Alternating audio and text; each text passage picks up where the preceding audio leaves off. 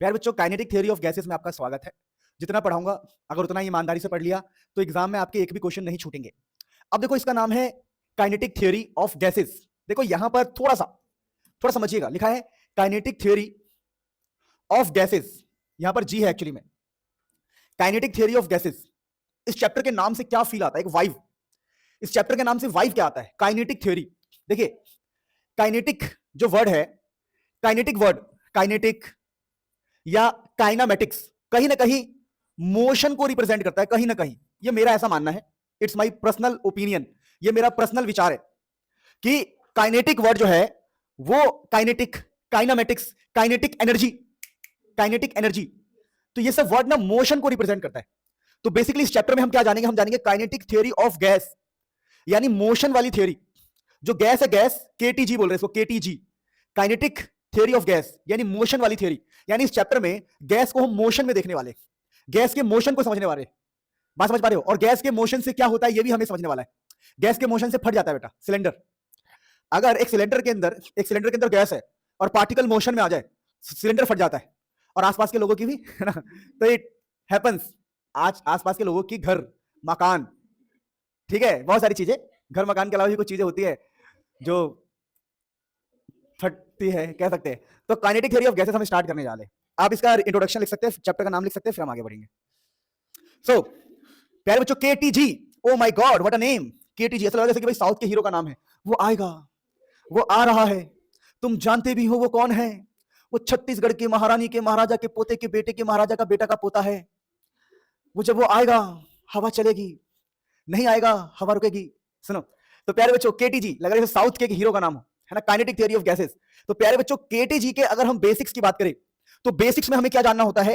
अपने को जानना होता है आइडियल गैस इक्वेशन। चल भाई मत पका, बहुत बार पढ़ा हमने, PV is equal to NRT, बहुत बार पढ़ा है, पका मत। एक बार और पकाऊंगा, मुझे थोड़ा पका हुआ खाने में मजा आता है, समझ रहे हो? तो केटीजी के बेसिक्स में बात करें तो आइडियल गैस इक्वेशन है जो होता है PV is equal to NRT. Sir ठीक है, PV is equal to NRT होता है। सर आप एक बार लिख के दिखा दो। ले भाई, सेम टू सेम लिख रहा हूं। सर यहां पी का मतलब क्या है? तो ऑब्वियसली पी का मतलब यहां पर प्रेशर है। सर प्रेशर क्यों है? अरे पगलो, अब गैस के मोशन के बारे में हमें पढ़ना है, और जब गैस मोशन में होगा तो प्रेशर फील होगा। जैसे मान लो मैं यहां पे खड़ा हूं और बहुत तेजी से गैस का झोंका, हवा का झोंका यानी गैस का झोंका, बहुत तेजी से गैस मेरी तरफ आए तो मैं ऐसे हो जाऊंगा क्योंकि प्रेशर। तो गैस प्रेशर लगा सकता है। जैसे गुब्बारे में हम गैस भर देते हैं और ज्यादा गैस भरने से गुब्बारा फट जाता है। जब एक गुब्बारे के अंदर आप गैस भर रहे हो तो गैस भरने से गुब्बारा क्यों फट रहा है? क्योंकि वहां पर प्रेशर क्रिएट हो गया और उस प्रेशर की वजह से गुब्बारा फट गया। बात समझ पा रहे हो? तो ध्यान रखना कि गैस जो प्रेशर लगा सकता है, तो हमें बेसिक्स में पढ़ना होता है आइडियल गैस इक्वेशन, जो PV is equal to NRT. P का मतलब प्रेशर, वी का मतलब क्या है बताओ? एनीवन? कई लोगों को लगता है सर वी का मतलब तो वेलोसिटी होता है। नहीं रे, यहां पर वी का मतलब होता है वॉल्यूम। क्या मतलब होता है? वॉल्यूम। गैस कितना वॉल्यूम ऑक्यूपाई कर चुका है, वॉल्यूम। समझ पा रहे हो? और एन का मतलब नंबर ऑफ मोल्स, आर का मतलब gas constant, universal gas constant जो कि होता है 8.314 अपने ऐसा यूनिट में। इसकी अलग अलग वैल्यू अलग अलग यूनिट में होती है, पर ऐसा यूनिट में 8.314। एंड ठीक है, मतलब यहां पे टेम्परेचर, देखो टेम्परेचर की स्पेलिंग देखो, गलत है ना? साक्षात गलत है। टेम्परेचर ऐसा होता है, गलत है ये। यहां पर एक प्रॉब्लम है, देखो टेम्परेचर अब सही है, ठीक है? तो कई बार छोटी मोटी गलतियां बड़े बड़े शहर में हो सकती है, समझ पा रहे हो? तो प्यारे बच्चों ये हमारे बेसिक्स थे, आप इसे नोट करो, फिर हम आगे बढ़ते हैं फटाफट। सो प्यारे, मैं अब अगले टॉपिक की डिस्कशन करूं तो प्यारे बच्चों हमारे पास है बॉयल्स लॉ। अब ये बॉयल्स लॉ क्या था? देखो, जैसे आप लोगों ने अभी एक इक्वेशन पढ़ा था मुझसे, PV is equal to NRT. बेटे, मेरे बेटे, PV is equal to NRT. तो एक काम करो, पी को यहां पकड़ लो और वी को नीचे भेज दो। तो यहां से आपको क्या समझ में आया? यहां सर हम वी को नीचे भेज सकते हैं ना, इसके नीचे क्रॉस मल्टीप्लाई करके। तो क्या सीखने को मिला? प्रेशर जो है वो वॉल्यूम के इनवर्सली प्रोपोर्शनल है। क्योंकि देखो इनको हम कांस्टेंट मान लेंगे, क्योंकि नंबर ऑफ मोल्स एक नंबर है, नंबर कांस्टेंट होता है, आर कांस्टेंट है, और टेम्परेचर भी हम कांस्टेंट कर सकते हैं, टेम्परेचर हम फिक्स कर सकते हैं। तो यहां पर क्या देखने को मिल रहा है कि अगर हमारा एन कांस्टेंट हो जाए, कांस्टेंट मतलब फिक्स वैल्यू, आर फिक्स हो जाए और टेम्परेचर फिक्स हो जाए, तो pressure is inversely proportional to volume. Pressure और वॉल्यूम पे उल्टा रिलेशन है। तो लिखा है pressure is inversely proportional to volume at constant temperature. अगर आप टेम्परेचर कांस्टेंट कर दो, टेम्परेचर को बोल दो टेम्परेचर तू चेंज नहीं हो सकता, तो ये टेम्परेचर भी कांस्टेंट हो गया, आर भी कांस्टेंट है, एन भी कांस्टेंट है, तो बोलेंगे प्रेशर जो है वॉल्यूम के इनवर्सली है एट कांस्टेंट टेम्परेचर। इसको बोलते हैं बॉयल्स लॉ। बॉयल साहब ने बात बताई थी हमें। तो बॉयल साहब ने क्या बोला? Pressure is inversely proportional to volume of a gas at constant temperature. अगर किसी गैस का टेम्परेचर कांस्टेंट है तो प्रेशर और वॉल्यूम आपस में इनवर्सली प्रोपोर्शनल होंगे। सर मैं समझा नहीं। इसका यह मतलब है प्यारे बच्चों, अगर तुमने प्रेशर को बढ़ा दिया तो वॉल्यूम कम हो जाएगा। इसका बेस्ट एग्जांपल दूं, देखो मान लो, इसका बेस्ट एग्जांपल क्या है कि लेट अस सपोज, ऐसा मान लो कि हमारे पास एक बर्तन है, ठीक है, और ये पिस्टन लगा हुआ है। पिस्टन क्या होता है मैं बता दूं, पिस्टन वो होता है पिचकारी में, जो होता है पिचकारी में पिस्टन होता है आगे पीछे करने के लिए। पिस्टन यानी जो मूव कर सकता है, ये पिस्टन है। ये जो काला वाला है, ये जो काला वाला है मेरे प्यारे बच्चों, काला वाला ये पिस्टन है तेल लगा के। अब प्यारे बच्चों ये पिस्टन है और इसके अंदर हमने गैस भर रखा है। ओ हो, हमने ये गैस भर रखा है। ओ हो। अब सोचो, अगर मैं ऊपर से इसको दबाऊं, अगर मैं ऊपर से प्रेशर लगाऊं, अगर मैं यहां पर प्रेशर को इंक्रीज कर दूं तो क्या होगा? अगर हम प्रेशर को इंक्रीज कर देंगे तो ये जो गैस के पार्टिकल है, ये जो गैस के पार्टिकल है, ये धीरे धीरे क्या हो जाएंगे बताओ? पास आ जाएंगे। तो वॉल्यूम क्या हो गया बताओ? वॉल्यूम क्या हो गया? कम। तो अब प्रेशर अगर बढ़ा देंगे तो वॉल्यूम क्या हो जाएगा? कम हो जाएगा। यही तो बॉयल्स लॉ है कि if you increase the pressure volume becomes कम, वॉल्यूम बिकम्स कम। क्या बात है सर, क्या बात। तो ये हमने बॉयल्स लॉ को समझा। इसके अलावा हमारे पास और भी लॉज है। अब देखो सभी लॉ का एक ठिकाना बता रहा हूं, बड़ा गजब। अगर आप एक ट्रिक याद कर लेते, देखिए ट्रिक क्या है, PV is equal to NRT. तो यहां से हमें क्या क्या पता है? यहां से पहली बात हमें पता लगी, प्रेशर जो है वॉल्यूम के इनवर्सली है, पता लग गया। प्रेशर वॉल्यूम के इनवर्सली है, पता लग गया। दूसरी बात क्या पता है? देखो दूसरी बात, दूसरी बात सुनना, प्रेशर वॉल्यूम के इनवर्सली है। और देखो यहां पर जो वॉल्यूम है, वॉल्यूम वो टेम्परेचर के डायरेक्टली है। Volume is directly proportional to temperature. नहीं दिखा क्या? ओए वॉल्यूम और टेम्परेचर दोनों आमने सामने हैं, है ना। तो ऐसे करके अलग अलग लॉज बनाए गए हैं कि देखो वॉल्यूम जो है वो टेम्परेचर के सामने है। अब देखो PV is equal to NRT का जो फॉर्मूला है, PV is equal to NRT, इसमें हमें क्या क्या करना होता है? देखो अगर हम प्रेशर को फिक्स कर दे, हम प्रेशर को फिक्स कर दे, हम एन को फिक्स कर दे और आर को फिक्स कर दे, तो क्या पता लगेगा कि वॉल्यूम जो है किस पे डिपेंड करता है? टेम्परेचर पे। तो यहां पर हमें प्रेशर को फिक्स करना पड़ता है, प्रेशर को कांस्टेंट करना पड़ता है। तो बोलेंगे देखो volume is directly proportional to temperature मेरे बेटे एट कांस्टेंट प्रेशर। हमें प्रेशर को यहां पर फिक्स करना पड़ेगा, तब जाके हम ये कह पाएंगे कि वॉल्यूम टेम्परेचर पे डिपेंड करता है। समझ पाए? चलो एक बार और, PV is equal to NRT. इस बार मैं क्या कर रहा हूं, देखो इस बार मैं आपसे ये कहूं तो यहां पर तो मुझे क्लियरली दिख रहा है कि जो वॉल्यूम है वो नंबर ऑफ मोल्स पे डिपेंड कर रहा है। दिख रहा है आपको? वॉल्यूम नंबर ऑफ मोल्स पे डिपेंड कर रहा है। अब ये नंबर ऑफ मोल्स क्या होता है? ये होता है अमाउंट। और आप लॉजिकली सोचना, लॉजिकली सोचना, अगर किसी का अमाउंट ज्यादा होगा तो वॉल्यूम क्या होगा? ज्यादा। तो बोला गया देखिए वॉल्यूम है वो directly proportional number of moles के है। अगर किसी का नंबर ऑफ मोल्स ज्यादा है, गैस के मोल्स ज्यादा है, गैस के पार्टिकल्स ज्यादा है, तो वहां पर वॉल्यूम भी क्या होगा? ज्यादा। जैसे इस कमरे में हम 10 लोग बैठे हैं तो पास पास बैठे, वॉल्यूम कम है। और इसी कमरे में 100 लोग को हम बिठा दे, ओ हो, कोई खिड़की में चिपका हुआ है, कोई दीवार में चिपका हुआ है, कोई किसी और में चिपका हुआ है, ऐसा होगा ना। 100 लोग अगर हम बिठा देंगे तो वो कहेगा ओए पेन मत चिपकाओ, भाई मैं तो पेन लाया ही नहीं हूं। अच्छा अब इतने सारे लोग अगर साथ में, तो वॉल्यूम एकदम, बात समझ पा रहे? अच्छा ठीक है, फिर पेन नहीं है, इट्स ओके फिर ठीक है। तो क्या सीखा हम लोगों ने? नंबर ऑफ पार्टिकल ज्यादा है तो वॉल्यूम भी क्या होगा? ज्यादा। इट इज एवोगैड्रो लॉ, यानी कि volume directly proportional to temperature है तो उसको बोलेंगे चार्ल्स लॉ। और एवोगैड्रो लॉ में क्या होता है कि वॉल्यूम और नंबर ऑफ मोल्स आपस में डायरेक्टली प्रोपोर्शनल है। अब देखिए इन सभी को कंबाइन करेंगे तो हमें क्या मिलेगा? फील करना, कंबाइन करने पर यही मिलेगा, पीवी इज इक्वल टू, देखो कैसे, क्योंकि एक रिलेशन है प्रेशर और वॉल्यूम का, फिर एक है वॉल्यूम और टेम्परेचर। ऐसे समझो, ऐसे कंबाइन कैसे? देखो जितनी भी चीजें हम लोगों ने पढ़ी है, देखो इधर देखना, हम लोगों ने क्या पढ़ा? पहला ये प्रेशर वॉल्यूम रिलेशन, सुनते रहना। देखो चलो मैं यहां पर करके दिखाता हूं, देखो इधर देखो, आप लोगों ने पहला रिलेशन पढ़ा, pressure is inversely proportional to volume, pressure नहीं, volume directly proportional to temperature, volume number of moles, इन सबको कंबाइन करेंगे। तो कंबाइन करने से क्या होगा? देखो प्रेशर और यहां से वॉल्यूम मिलेगा और इधर से मिलेगा एन और टी, क्या मिलेगा? N T. कितने लोग हैं? देखो प्रेशर, वॉल्यूम, टी और एन, और यहां पर कांस्टेंट आएगा। तो इसी को तो कांस्टेंट बोल रहे थे हम, R is gas constant, R constant है, प्रोपोर्शनलिटी कांस्टेंट। तो कंबाइन करने पर PV is equal to nRT मिलेगा। अगर हम सभी इक्वेशनों को कंबाइन करेंगे, combining 1 2 and 3 we get PV is equal to nRT. इसी को बोलते हैं परफेक्ट गैस इक्वेशन या फिर आइडियल गैस इक्वेशन, कि गैस की एक आइडियल इक्वेशन है। या तो एक वर्ड इस्तेमाल होगा परफेक्ट, या तो इसको परफेक्ट बोलोगे, या तो इसको क्या बोलोगे? आइडियल। समझे? The gas who follows this equation called, जो गैस इस इक्वेशन को फॉलो करेगा, जिस गैस के लिए भी आप इन फॉर्मूले को लगाओगे, उन गैस का नाम होगा आइडियल गैस। यानी आइडियल गैस इन फॉर्मूले से चलते हैं, PV is equal to nRT से। तो इसको ideal gas equation, perfect gas equation बोलते हैं। हम लोगों ने क्या क्या पढ़ लिया? हम लोगों ने Boyle's law, Charles law, Avogadro law. Avogadro law याद रहेगा कि volume of the gas is directly proportional to number of moles of the gas. Charles law, volume of the gas is directly proportional to, directly इसको क्या बोलते हैं? Directly to temperature at constant pressure. याद रहेगा? कोई दिक्कत है किसी को? कोई दर्द हो रहा है किसी को? अगर दर्द हो रहा है तो वो इस कॉन्सेप्ट की वजह से नहीं है, मैं आपको क्लियरली बताऊं, ये दर्द कुछ और है। ठीक है, थोड़ा तीखा कम खाओ आप लोग। समटाइम्स जब लोग तीखा खाते हैं तो उनको मॉर्निंग टाइम में काफी जलन और दर्द होता है, समझ रहे हो? तो वो दर्द उसकी वजह से हो सकता है आपको। Please note it down. So guys, प्यारे बच्चों, अब ना यहां पर कुछ बेसिक्स बातें और हम सीखने जा रहे हैं। जैसे कि देखिए, एक कॉन्सेप्ट जैसे आर हम लोगों ने पढ़ा, आर का मतलब था 8.314। ओ माय गॉड। अब एक होता है एवोगैड्रो नंबर Na, जो कि होता है 6.023 10 की पावर 23। देखो मेरे प्यारे बच्चों, आर होता है गैस कांस्टेंट और Na होता है Avogadro number, chemistry chapter 1, Avogadro number. ये बेटा एवोगैड्रो नंबर होता है, एवोगैड्रो, एवोगैड्रो, एवोगैड्रो नंबर। एवा होता है, एवो होता है, क्या फर्क पड़ता है, छोड़ो। तो ये जब आर और Na को डिवाइड करेंगे तो देखो, ये भी एक कांस्टेंट है और ये भी क्या है, कांस्टेंट। तो देखो, जब हम आर और Na को डिवाइड करते हैं तो इनके जो डिवीजन से आता है, मतलब 8.314, और इसको डिवाइड करने पर एक नया कांस्टेंट बनाया गया जिसको केबी बोला गया। क्या बोला गया? केबी। और इस केबी का नाम रखा गया बोल्ट्जमैन कांस्टेंट। तो सर केबी क्या होता है? केबी इज नथिंग, आर और Na को डिवाइड करने पर जो कांस्टेंट आता है उसको बोलते हैं हम केबी, जो कि होता है हमारा बोल्ट्जमैन कांस्टेंट। क्या बात को समझ पाए?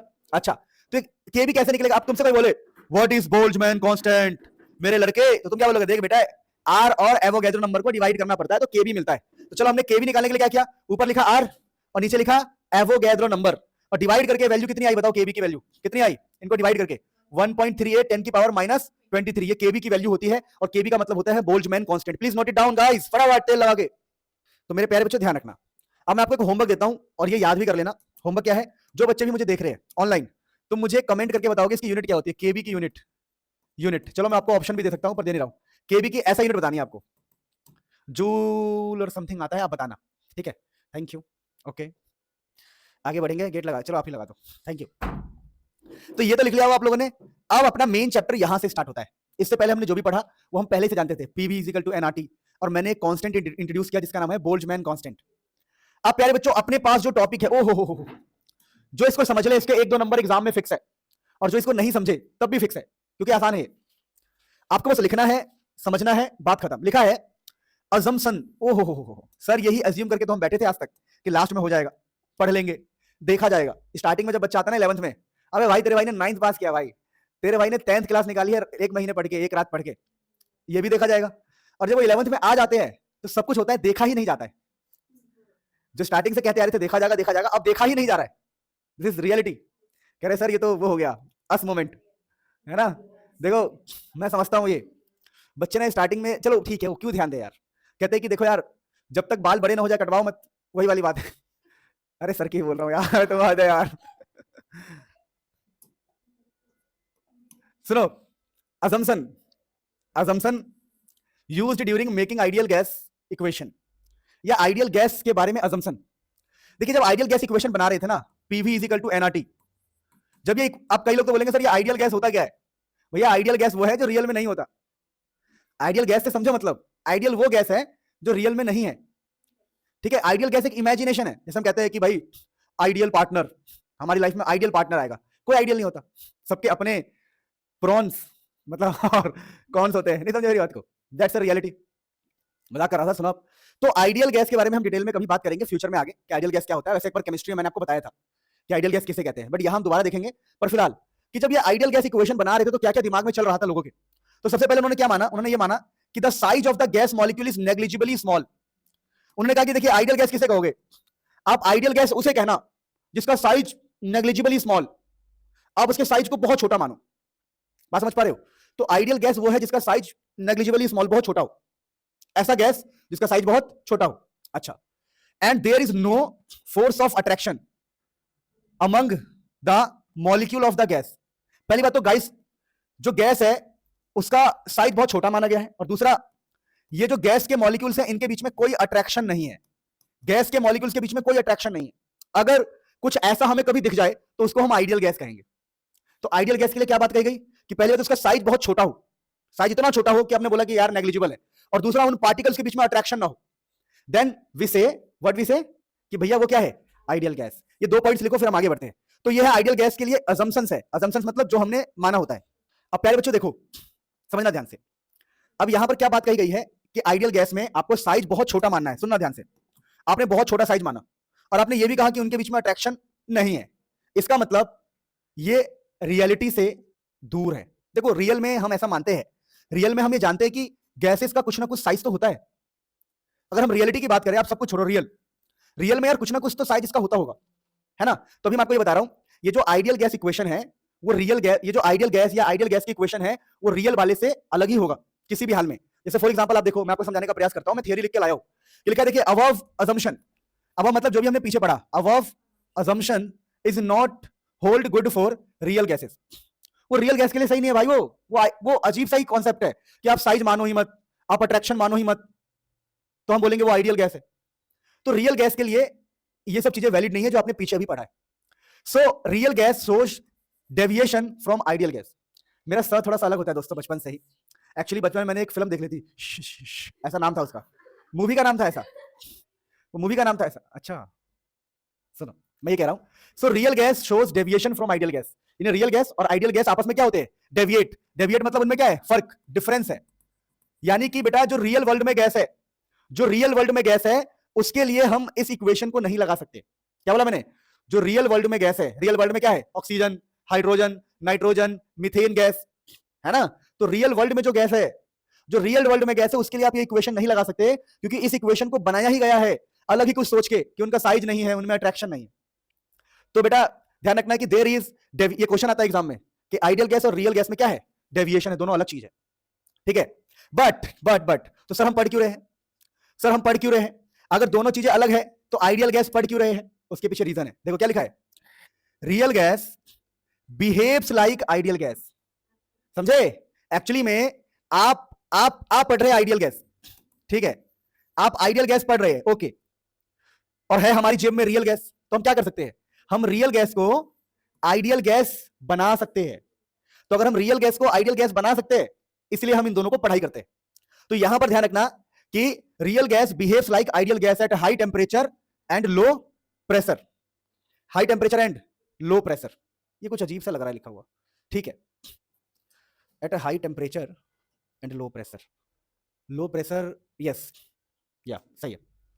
अब देखिए मैं आपको समझाने का प्रयास करता हूं कि ये सब बातें जो है इसमें सबसे खास यही वाली बात है। तो अब मैं थोड़ा कंक्लूजन दूं ताकि आपको चैप्टर में हल्का हल्का फील आए। तो एक टॉपिक है आइडियल गैस, जो धरती पर नहीं है, दुनिया में नहीं है, और रियल गैस तो हम जानते ही है, रियल गैस। अब आइडियल गैस के बारे में पढ़ रहे हैं, ठीक है, अब मन में आएगा जब ये दुनिया में है ही नहीं तो पढ़ क्यों रहे, तो उसके पीछे रीजन ये है, हम रियल गैस को आइडियल गैस में कन्वर्ट कर सकते हैं, पर कंडीशन क्या है, कंडीशन ये है कि ये दोनों अलग चीज है, पर कन्वर्ट कर सकते हैं बहुत हाई टेम्परेचर। देखिए आपने अगर बहुत हाई टेम्परेचर कर दिया तो गैस का मॉलिक्यूल ना पागलों की तरह डोलेगा, हाई टेम्परेचर पर इसकी एनर्जी बहुत ज्यादा होगी, एनर्जी क्या होगी, बहुत ज्यादा। हाई टेम्परेचर के साथ साथ आपने लो प्रेशर कर दिया, अब लो प्रेशर में क्या होगा, लो प्रेशर में ये होगा कि अगर एक पार्टिकल यहां है तो दूसरा पार्टिकल यहां होगा, समझे। लो पार्टिकल, देखो अगर हम प्रेशर बढ़ाएंगे तो पार्टिकल पास आएंगे, और हमने प्रेशर लो कर दिया, पार्टिकल कहां जाएंगे, दूर। तो अब इससे क्या हुआ, इससे ये हुआ कि जब हम लो प्रेशर कर देते हैं तो हम मानेंगे कि भाई ये तो पार्टिकल दूर दूर चले गए। दूर दूर का मतलब क्या होगा, एक प्रकार से नो अट्रैक्शन। क्या है ये, नो अट्रैक्शन। और समझना, यानी कि अगर हम ये प्रूव कर दे कि दो पार्टिकल्स के बीच में कोई अट्रैक्शन नहीं है तो ये क्या बन जाएंगे बताओ, ये आइडियल गैस बन जाएंगे। क्या बन जाएंगे, आइडियल गैस। यानी आप दो रियल गैस लो, ये रियल गैस है, ठीक है। अब रियल गैस में क्या कर दो, तो टेम्परेचर हाई कर दो, टेम्परेचर हाई करने से पार्टिकल कहां हो जाएंगे बताओ, दूर दूर, पार्टिकल क्या हो जाएंगे, दूर दूर। और प्रेशर भी लो कर दो, प्रेशर लो करने से पार्टिकल और दूर हो गए। तो जो आपने रियल गैसेस लिए थे, रियल गैस, अब वो कैसा बिहेव कर रहे हैं, आइडियल गैस जैसा। तो अब आप ये समझ पा रहे होंगे कि हम रियल गैस को आइडियल गैस जैसा बिहेव करवा सकते हैं, इसीलिए हम ये सब चीजों को पढ़ते हैं। और वैसे भी आपको नंबर लाना है, सिलेबस पूरा करना है, तो ज्यादा मत सोचना, है ना। तो फिलहाल अगर सोचना है तो सोचो, आई डोंट केयर, मैंने आपको एक्सप्लेन किया। बट इस बात को समझिए कि आइडियल गैस के बारे में पढ़ते ही इसलिए है कि real gas behaves like ideal gas at high temperature and low pressure. ये बात ध्यान रखोगे। इस ग्राफ को मैं अच्छे से एक्सप्लेन करता हूं, पहले आप नोट कर लो, इंपॉर्टेंट ग्राफ है ये। Hey guys listen me, listen, सुनो। अब ये ग्राफ कैसे बनाया जाता है मैं आपको बता रहा हूं, थोड़ा समझाता हूं। देखिए जैसे PV is equal to NRT होता है जी। तो यहां से आर निकाला जाता है, आर तो हो जाता है PV by R T. R क्या हो जाएगा बताओ, आर को पकड़ लोगे तो पीवी बाई एन टी। अगर हम आर को पकड़ लेंगे तो एन टी को नीचे लाना पड़ेगा, तो ये होता है आर। तो पीवी बाई एन टी का मतलब होता है आर। तो ग्राफ बनाते हैं ऐसे, इस तरफ आर रखा जाता है, ठीक है, ध्यान रखना। तो ग्राफ के इस तरफ पीवी बाई एन टी है ना, ये एन है एक्चुअली में, ठीक है, ध्यान देना। तो पीवी बाई एन टी है, इसका मतलब ये आर है एक्चुअली में, क्या है ये, आर। तो एक तरफ आर रखा हुआ है, एक तरफ प्रेशर, ठीक है, तो एक तरफ आर है और एक तरफ प्रेशर, और ग्राफ बनाया गया। और ग्राफ कैसा बनाया गया देखो, अलग अलग टेम्परेचर पे, थोड़ा समझना। अभी देखो, ये देखो, ये ग्राफ यहां पर है T3। T3 सबसे कम टेम्परेचर है। T3 क्या है सबसे, तो T3 यहां पर सबसे कम है, और प्रेशर भी लो है। देखो प्रेशर क्या है, प्रेशर यहां 200 है, फिर क्या आएगा 400, फिर 600, फिर 800। तो इस वाले को देखो, यहां पर देखो, इस पॉइंट को देखो, ये जो पॉइंट है, ये वाला पॉइंट जिसको मैं मार्क कर रहा हूं, दिस पॉइंट इज बेसिकली, समझना, दिस पॉइंट, ये जो पॉइंट कहां पे लाई कर रहा है, एक तो लो टेम्परेचर पे, ये पॉइंट कहां पर है बताओ, लो टेम्परेचर, एंड प्रेशर भी क्या है बताओ, एक प्रकार से लो प्रेशर है, ठीक ठाक है, 200 है, ठीक ठाक है, ठीक है, बात समझ में आई। अब इस पॉइंट की स्टडी कर ली, अब एक काम करो, अब इसी बंदे को देखो, इसी बंदे को देखना अगली वाली ग्राफ में, यहां पे देखो, यहां पर ग्राफ थोड़ा आगे बढ़ गया है, दिख रहा है आपको, पहले जो कर्व यहां पर था, अब वो कर्व कहां पहुंच गया है, थोड़ा सा आगे, जस्ट थोड़ा सा आगे, हल्का सा आगे पीछे। लेकिन यहां पर क्या फर्क है देखो, इस पॉइंट पर देखो, इस पॉइंट पर देखोगे तो यहां पर टेम्परेचर भी लो था, सुनो, टेम्परेचर भी लो था और प्रेशर भी क्या था, लो, टेम्परेचर भी लो है, प्रेशर भी क्या है, लो। पर इस पॉइंट की अगर हम स्टडी करें तो इस पॉइंट पर प्रेशर तो कम है ही, प्रेशर तो कम है, पर टेम्परेचर बढ़ रहा है, टेम्परेचर बढ़ रहा है। अब मैं आपको एक गजब की बात आता हूं, देखिए ये जो लाइन है, ये लाइन आइडियल गैस को रिप्रेजेंट करता है। कौन सा वाला लाइन, ये लाइन रिप्रेजेंट करता है आइडियल गैस, किसको, आइडियल गैस को। तो आप देखोगे क्या, आप देखना, आप यहां पर देखना, सुनो, हमारा जो गैस है, यहां पर अगर लो टेम्परेचर है, तो क्या है, वो आइडियल गैस से दूर है, आइडियल गैस से दूर। पर T1 क्या है बताओ, T1 सबसे हाई टेम्परेचर है, सबसे, तो यहां पर T1 का मतलब है कि हम हाई टेम्परेचर पे है। अगर आप हाई टेम्परेचर पर हो तो आइडियल गैस का क्या हो, पास। और यही बात तो हमने पढ़ा है गधो, कि अगर आपका टेम्परेचर क्या है बताओ जरा, अगर जो रियल गैस है, रियल गैस जो है वो आइडियल गैस बन सकता है कब, जब वो कहां पर हो, हाई टेम्परेचर पर। तो ये ग्राफ हमें क्या इंडिकेट करता है, ये ग्राफ हमें इंडिकेट करता है कि अगर टेम्परेचर T1 ज्यादा है, तो जो T1 वाला ग्राफ है, T1 वाला ग्राफ वो किसके से मिलने की कोशिश कर रहा है बताओ, आइडियल गैस से मिलने की कोशिश कर रहा है। तो हमारा जो रियल गैस है, हाई टेम्परेचर पर आइडियल गैस से मिल जाता है। बात समझ पा रहे हो, तो ये बात आपको ध्यान रखना है। तो देखो लिखा है, real gas approaches ideal gas. Real gas कैसा बन जाता है, ideal gas behaviour at low pressure and high temperature, क्योंकि यहां पर लो प्रेशर ही तो है, सबका प्रेशर लो है। देखो ये सब प्रेशर लो ही, तो यहां पर क्या प्रेशर हाई है, क्या लो, 200 के पास है, लो प्रेशर, बट टेम्परेचर क्या हो रहा है, बढ़ता जा रहा है, और टेम्परेचर बढ़ने से वो आइडियल गैस के पास पहुंच रहा है। तो आपसे अगर कोई पूछे कि बता इन सब में सबसे कम टेम्परेचर किसका है, जो आइडियल गैस से दूर है कम टेम्परेचर, और आइडियल गैस के पास है वो हाई टेम्परेचर, याद रहेगा। तो ये ग्राफ अच्छे से बनाओ, इंपॉर्टेंट है। और ध्यान रखना यहां पर देखो 1, ये जो लाइन है ये 1 की लाइन है, और ये PV NT है, लिख लो फटाफट। गाइज बहुत गजब पढ़ रहे हैं हम। देखो ये छोटी छोटी बातें हैं जो आपको ध्यान रखनी है, ठीक है। अब मैं आपसे कुछ बातें बोलूंगा गहरी, और जो मेरी बातों पे ध्यान नहीं देगा उसके कुछ लगेंगे। सही बोल रहा हूँ, एग्जाम पेपर में जब बैठेगा आप क्या लगेंगे वो खुद आप देखना, 0 लगेंगे, मार्कशीट में क्या लगेंगे, 0। आप ये मत सोचो कि मैं ऐसा कुछ सोच रहा हूँ कि क्या लगेंगे, यार छोड़ो यार, तुम लोगों ने मुझे बिगाड़ा है, भगवान तुम्हें स्वर्ग दे तुम्हें भगवान, ठीक है। यूं चलो, अजम्पशन या पोस्टुलेट्स, पोस्टुलेट मतलब विचार या पॉइंट्स, विचार, थॉट्स, पॉइंट्स। अजम्पशन और पोस्टुलेट्स ऑफ केटीजी मतलब काइनेटिक थ्योरी ऑफ गैसेस। जब काइनेटिक थ्योरी ऑफ गैसेस बन रहा था, ये चैप्टर बन रहा था, तो क्या विचार थे लोगों के मन में, तो कुछ विचार क्या था, पहला देखो, मॉलिक्यूल्स आर रिजिड, मॉलिक्यूल्स को पत्थर की तरह माने गए थे, गैस के पार्टिकल्स को रिजिड समझते हैं, रिजिड टाइट मजबूत, तो molecules are rigid. Elastic sphere क्या होता है बता रहा हूं, जैसे आपने दीवार पर मारा तो लौट के आएगा, अब दीवार पर फेंक के मारोगे तो लौट के आएगा, तो उसको बोलते हैं इलास्टिक स्फीयर। तो molecules are rigid, elastic spheres and identical in all aspects. Identical in all aspects क्या मतलब है, एक जैसे होंगे। ऑल एस्पेक्ट्स का मतलब इनमें मेल फीमेल नहीं होगा, जैसा मेल फीमेल में बॉडी का स्ट्रक्चरल डिफरेंस होता है, यहां पे नहीं है। यहां पर हर तरह से मॉलिक्यूल आइडेंटिकल होंगे, कोई मेल नहीं कोई फीमेल नहीं, यानी कि ऐसे होंगे, देखो spherical spherical spherical spherical spherical, ये नहीं कि किसी का थोड़ा सा ऐसे निकल आया, किसी का, समझ रहे बात को, ऐसा कुछ भी नहीं है। हर तरीके से रंग रूप चरित्र कैरेक्टर हर तरह से बिल्कुल एग्जैक्टली सेम। तो ये कुछ थॉट्स थे गैसेस को लेके। तो पहले लोग ऐसा मानते थे कि molecules are rigid, elastic spheres, identical in all aspects, यानी हर तरीके से सेम। जैसे हमारे इंडियन में क्या होता है कि जब हमारे यहाँ पे लेके लड़की पैदा होती है तो हम लोग पता नहीं क्यों बार बार बोलना स्टार्ट कर देते हैं, अरे लड़का लड़की बराबर है, अरे बराबर है, बोल क्यों रहे हो फिर, नहीं समझ मेरी बात। मैं एक रियल स्टोरी सुना रहा हूँ। मेरे एक दोस्त है, उसकी शादी मेरे से पहले हो गई है, क्योंकि वो मेरे से पहले कमाने लग गया था। तो उसके घर में बच्चा पैदा हुआ, उसकी जो वाइफ थी ना, उसकी बड़ी उम्मीद थी कि उनके यहाँ पे लड़का पैदा हो।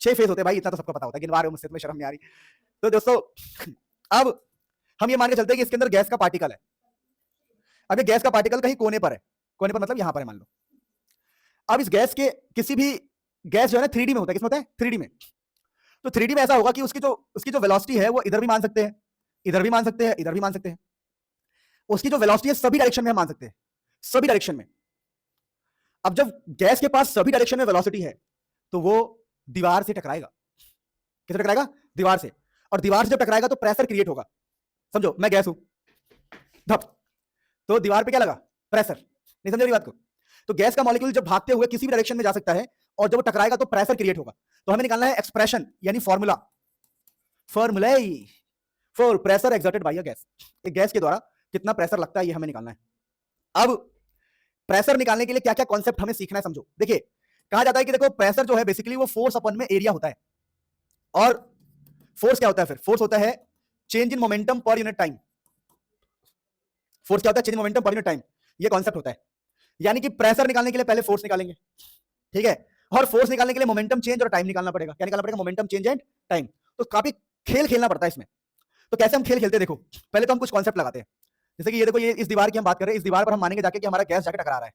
जिस दीवार की मैं बात कर रहा हूं हम इस दीवार की स्टडी करेंगे, क्योंकि आप अगर बेसिक नॉलेज ले लो तो काम हो जाता है। हमने माना कि ये एक दीवार है, ठीक है, इस तरफ अभी हम क्या बातें मान रहे हैं समझना। देखो कुछ बातें सीख लो। पहले मतलब let m mass of each molecule. हमने स्मॉल m माना है, बहुत सारे मॉलिक्यूल है, एक का मास क्या है? m। और किसी भी पॉइंट ऑफ टाइम पर हम ये कह सकते हैं कि जो वेलोसिटी है, मेन वेलोसिटी को हम v बोल रहे हैं, जो वेलोसिटी है वो x में भी हो सकता है, y में भी हो सकता है और z में भी, x y z। ऐसा समझो कि हम किसी भी पॉइंट ऑफ टाइम पर वेलोसिटी ऐसे लिख सकते हैं, velocity vector is equal to v x i, velocity of y j cap, velocity of z k cap. कई लोग मुझे बोलेंगे ये मास्टर पागल है, ये तो हमने कभी देखा ही नहीं है। तो मैं कह तो रहा था कि कुछ लोग ऐसे होते हैं, छोड़ो भाई, ये सब वेक्टर चैप्टर में था भाई, कि फोर्स को ऐसे लिखते थे, force F vector is equal to F1 i cap, F2 j cap, F3 k cap. वही तो है कि वेलोसिटी x y z तीनों में है, जहां v और छोटा सा x का मतलब है वेलोसिटी ऑफ x। अब देखिए एक चीज मैं आपको बताता हूं, अगर मुझे वेलोसिटी का मैग्नीट्यूड निकालना है तो हम ऐसे लिखते हैं अंडर रूट। क्या लिखते हैं बताओ? vx का स्क्वायर, vy का स्क्वायर, vz का स्क्वायर। अब मेरे लाडलो एंड लाडलियो, अब देखो एक पॉसिबिलिटी समझते हैं, एक पॉसिबिलिटी समझो, एक कॉन्सेप्ट को समझो। अगर किसी घर में 3 लड़के हैं, 1 2 3, किसी घर में 3 लड़के और किसी के बाप के पास 300 रुपए है, बाप है अभी मरण सैया पर, उसके पापा अभी स्वर्ग जाने वाले, स्वर्गवासी होने वाले, और उनके पास 300 रुपए, तो क्या चांसेस है, प्रोबेबिलिटी कि भाई 100 तू ले ले, 100 तू ले ले, 100 तू ले ले। उसी प्रकार से अगर एक समझदार इंसान सोचे कि अगर हमारा गैस जो है, गैस उसकी वेलोसिटी इस तरफ है, इस तरफ है और इस तरफ भी है, तो nature, according to nature, nature कहेगा देख अगर तेरी वेलोसिटी 10 है तो तेरी भी 10 और तेरी भी 10।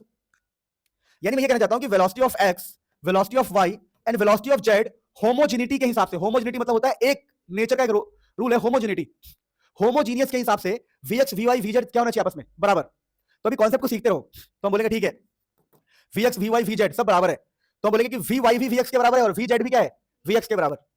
तो यहां पर क्या हो जाएगा? vx, ये भी क्या है? vx, और ये भी क्या हो जाएगा? अबे इसको भी vx, इसको भी vx कर देंगे। यार क्या दिमाग है यार तुम लोगों का, यार पागल हो गए हो क्या? इतनी बेसिक सी बात नहीं समझ पा रहे क्या? है तेल लगा के सुनो। तो 3 vx का स्क्वायर, 1 2 3 अंगड़ाइयां होता है कई बार होता है, ठीक है। अब यहां पर क्या होगा देखना ध्यान से, if I do it square तो v स्क्वायर कितना आ जाएगा बताओ? 3 vx स्क्वायर। क्यों? रूट हट जाएगा इसका। ओ नहीं नहीं नहीं नहीं नहीं नहीं, सुनो प्यारे बच्चों, तो ये इंफॉर्मेशन हमने क्यों निकाला? क्योंकि हमें वेलोसिटी चाहिए होता है। तो फिलहाल अभी देखो, अब तक हमने क्या किया, हमने कहा कि देखो यार कि वेलोसिटी ये है और ये तीनों आपस में बराबर होंगे, तो यहां से हम क्या प्रूव कर लेंगे? v square is equal to 3 vx square. तो v क्या है? Total velocity. v क्या होता है बताओ? टोटल। v क्या है? Net velocity. और vx क्या है? x डायरेक्शन की वेलोसिटी, यानी हमने इधर की वेलोसिटी निकाली है, vx। बात समझ पाए? तो हमने एक रिलेशन निकाल लिया जो बहुत ऑब्वियस है और बहुत लॉजिकल है। तो ये तो हमने यहां पर जो दिखाया वो शॉर्टकट है, आप रफ वर्क में ये सब भी लिखते चलेंगे, ठीक है? रफ वर्क में ये सब इंपॉर्टेंट है और एग्जाम के लिए आप ऐसे लिख सकते हैं जैसे यहां लिखा हुआ है। और इस वेलोसिटी को हम मान लेंगे अपना इक्वेशन 1। अब आप बोलोगे सर आपने वेलोसिटी क्यों निकाला? देखो वेलोसिटी की हेल्प से ना बहुत कुछ निकाल सकते हैं। कैसे बताऊंगा देखो, अगर आपने एक बार, चलो मैं इधर ही करके दिखाता रहता हूं ताकि आपको आसानी लगे। वंस आपने वेलोसिटी निकाल लिया तो अब आप टाइम निकाल सकते हो। कैसे? देखो हमारा एक पार्टिकल जो यूं गया, और जाके लौट आया, जाके लौट आया, मतलब जहां से स्टार्ट किया गया दीवार में टकराया और दीवार में टकरा के लौट आया। तो टाइम का फॉर्मूला क्या होगा? टाइम होगा डिस्टेंस अपॉन में स्पीड। क्या होगा? स्पीड। तो हम vx की बात कर रहे हैं, अभी हम vx की बात कर रहे हैं कि हमारा पार्टिकल x में गया और टक्कर खा के लौट आया। तो डिस्टेंस मान लो ये डिस्टेंस है a, तो आने जाने का डिस्टेंस हो गया 2a, गया टकरा के आया, तो डिस्टेंस कितना हो गया? 2a। कैसे? जाने का a और आने का a, तो डिस्टेंस हो गया 2a। और स्पीड क्या है हमारा? vx। स्पीड क्या है? vx। तो सबसे पहले हमने टाइम निकाला, तो हमने यहाँ पे टाइम निकाल के रख लिया, ये टाइम हमारे काम आएगा। तो टाइम क्या निकला बेटा? 2a/vx। अब टाइम भी निकल गया। अब टाइम के साथ साथ देखो हमें बहुत सारी चीजें कलेक्ट करनी है। अब हमें निकालना पड़ेगा चेंज इन मोमेंटम। देखो मोमेंटम, डेल्टा पी को मोमेंटम बोलते हैं। मोमेंटम कितना चेंज होगा? मोमेंटम होता है मास इनटू वेलोसिटी। तो जाने का m इंटू वी, आने का m इंटू वी। देखो ऐसे क्वेश्चन का मोमेंटम क्या आता है? देखो अगर एक पार्टिकल जाए और टकरा के आ जाए तो मोमेंटम चेंज का फॉर्मूला होता है 2mv। ये हमने न्यूटन लॉ ऑफ मोशन में पढ़ा है, 2mv। अरे याद है? नहीं याद है तो याद कर लो कि पार्टिकल जाए टकरा के आ जाए तो मोमेंटम चेंज इतना होता है 2mvx। तो सर आप ये सब कलेक्ट क्यों कर रहे हो? उसके पीछे रीजन है। रीजन ये है प्यारे बच्चों, एक्चुअली में मैंने सबको स्टार्टिंग में बताया कि प्रेशर निकालने के लिए फोर्स अपॉन में एरिया। और फोर्स क्या होता है बताओ? अच्छा यहाँ पर पी को प्रेशर लिखते हैं, रुक जाओ, प्रेशर। तो जो प्रेशर है वो फोर्स अपॉन में एरिया होता है। और फोर्स क्या होगा बताओ? फोर्स होता है change in momentum per unit time, और एरिया तो हम निकाल ही सकते हैं, यहाँ पर ये एरिया है। तो एक्चुअली में मेन दिक्कत ये है कि प्रेशर निकालने, देखो प्रेशर होता है फोर्स अपॉन में एरिया, और फोर्स होता है rate of change of momentum, और नीचे एरिया तो है ही। तो इसलिए हम जुगाड़ कर रहे थे मोमेंटम चेंज और टाइम चेंज का। तो सर अब क्या करेंगे? तो अब दोबारा चीजें समझते हैं। क्या समझते हैं? कि हम सबसे पहले हमने ये माना कि हमारा पार्टिकल यहां से ऐसे जाएगा और लौट के ऐसे आएगा, और लौट के आएगा तो उसकी वेलोसिटी और एक्स का रिलेशन निकाला हमने। ये रिलेशन हम बाद में यूज करेंगे कभी, बट फिलहाल अभी हमारा टारगेट है प्रेशर। तो हम बता रहे, देखिए अगर हमें प्रेशर निकालना है तो हमें लिखना पड़ेगा फोर्स अपॉन में एरिया, और हम फोर्स को क्या लिखेंगे? Momentum change per unit time, और एरिया की जगह पर एरिया। अब हमें मोमेंटम चेंज चाहिए, तो मोमेंटम चेंज ये रहा। देखो मोमेंटम चेंज चाहिए ना हमें, तो कितना है वो? 2mvx। और टाइम भी हम निकाल चुके हैं, डिस्टेंस अपॉन में स्पीड। डिस्टेंस कितना था? 2a। अब a क्या है पहले ये बताओ मुझे? a है साइड, स्क्वायर का साइड। ये जो स्क्वायर का साइड a माना है ना आपने, ये है वो कि पार्टिकल यहां गया टकरा के आया, समझे? एक कोने से गया टकरा के वापस आया। तो टाइम हमारा हो गया ये रहा। यानी कि प्रेशर के लिए डेल्टा पी चाहिए था और टाइम चाहिए था, वो दोनों हमने जुगाड़ कर लिया, डेल्टा पी और टाइम दोनों। अब क्या करोगे? क्या करोगे बताओ बेटा, क्या करोगे बताओ? ये यहां ले जाओगे, चेंज इन मोमेंटम, ठीक है, और टाइम यहां पे। चलो मैं करके दिखाता हूं। तो हमारे जो प्रेशर का फॉर्मूला आएगा, चेंज इन मोमेंटम कितना है? चेंज इन मोमेंटम अपॉन में डेल्टा टी अपॉन में एरिया हो जाएगा ए स्क्वायर। अरे स्क्वायर का एरिया कितना होता है? साइड इंटू साइड, ए स्क्वायर। तो डेल्टा पी कितना है बताओ? डेल्टा पी है 2mvx, और डेल्टा टी कितना है? डेल्टा टी कितना है? 2a/vx। तो ये vx ऊपर चला जाएगा अगली बार में, है ना? तो प्रेशर का फॉर्मूला क्या बनेगा बताओ? बोलो बोलो। 2mvx square by 4a square. क्या हो जाएगा? ए क्यूब। नहीं देखो ये ए और ए स्क्वायर क्या हो जाएगा? ए क्यूब। और ये 2 से 2 कट जाएगा क्या? अरे 4 कैसे आया? बेवकूफ कहीं के, क्या कैलकुलेशन कर रहा हूं मैं? बेवकूफ क्या यार, तुम लोग पागल हो यार, बट बेवकूफ। टीचर का भी गलती नहीं मानता। डेल्टा टी अपॉन में एरिया, ठीक है? तो अभी तक हम यहीं पर है। Pressure is equal to delta T upon में एरिया। अब डेल्टा पी की जगह कितना डालूं बताओ? डेल्टा पी की जगह पर 2mvx, डेल्टा टी 2a/vx, और ए स्क्वायर की जगह पर तो 2 से 2 जाएगा, और ये vx ऊपर जाएगा, तो क्या बनेगा? ये क्या बनेगा री अपॉन में ए क्यूब। समझ में आ गया सबको? तो ये देखो बिल्कुल लाइन से हमने आपको नोट्स दिया हुआ है और रफली आपको एक्सप्लेन भी कर रहे हैं। तो हम लोगों ने क्या किया है देखो, तो हम लोगों ने बोला देखो भाई प्रेशर होता है रे, क्या होता है रे? प्रेशर होता है चेंज इन मोमेंटम अपॉन में टाइम अपॉन में एरिया। फिर चेंज इन मोमेंटम निकाला, टाइम निकाला, इन सबको इक्वेशन में डाला, और डालने के बाद क्या मिला रे? m, क्या मिला बताओ? mvx स्क्वायर अपॉन में ए क्यूब। अच्छा ए क्यूब को ना, ए क्यूब को हम वॉल्यूम कह देंगे। क्या कह देंगे? Volume. Side into side into side. तो प्रेशर का फॉर्मूला क्या बन गया? mvx square by volume. तो यहां तक नोट करो, फिर हम आगे बढ़ेंगे। देखने का रे, क्या देखने का सर? भेज दूंगा मैं, भेज दूंगा, देख लेना। सुनो, प्रेशर हमने निकाला small m vx square upon में वॉल्यूम। ओए लाड लियो, तेल लगा के देखो इधर फटाफट। सुनो, हम लोग एक रिलेशन पढ़ा था, याद है? Net velocity is equal to 3 into, तो vx स्क्वायर की जगह पर क्या लिख सकते हो? v square by 3। v square by 3 किसकी जगह लिख सकते हो? ये कब आया? ये सोच रहे हो? हाँ, तो vx स्क्वायर, ये वाला जो रिलेशन है v square is equal to 3vx square, वहां से vx स्क्वायर की वैल्यू क्या सकती है? v square by 3। साइड में दिखा देना सर, हम यहां से लेके आ रहे हैं, रफ वर्क भी लिखते चलो। तो अब vx स्क्वायर की जगह पर क्या लिख रहे हो बताओ? v square by 3। तो मास अपन में वॉल्यूम क्या लिखा है, मास अपन में वॉल्यूम, और बगल में वीएक्स स्क्वायर की जगह पर वी स्क्वायर बाई 3। जहां पर ये वी क्या है बताओ, ये वी था नेट वेलोसिटी, क्या था ये, नेट वेलोसिटी। अब देखो 1/3 को मैं अलग कर लूं क्या, ये जो 3 है इस 3 को साइड में लाऊंगा तो क्या बन जाएगा, 1/3 मास अपन में वॉल्यूम, और ये क्या हो जाएगा, वी स्क्वायर, क्या हो जाएगा।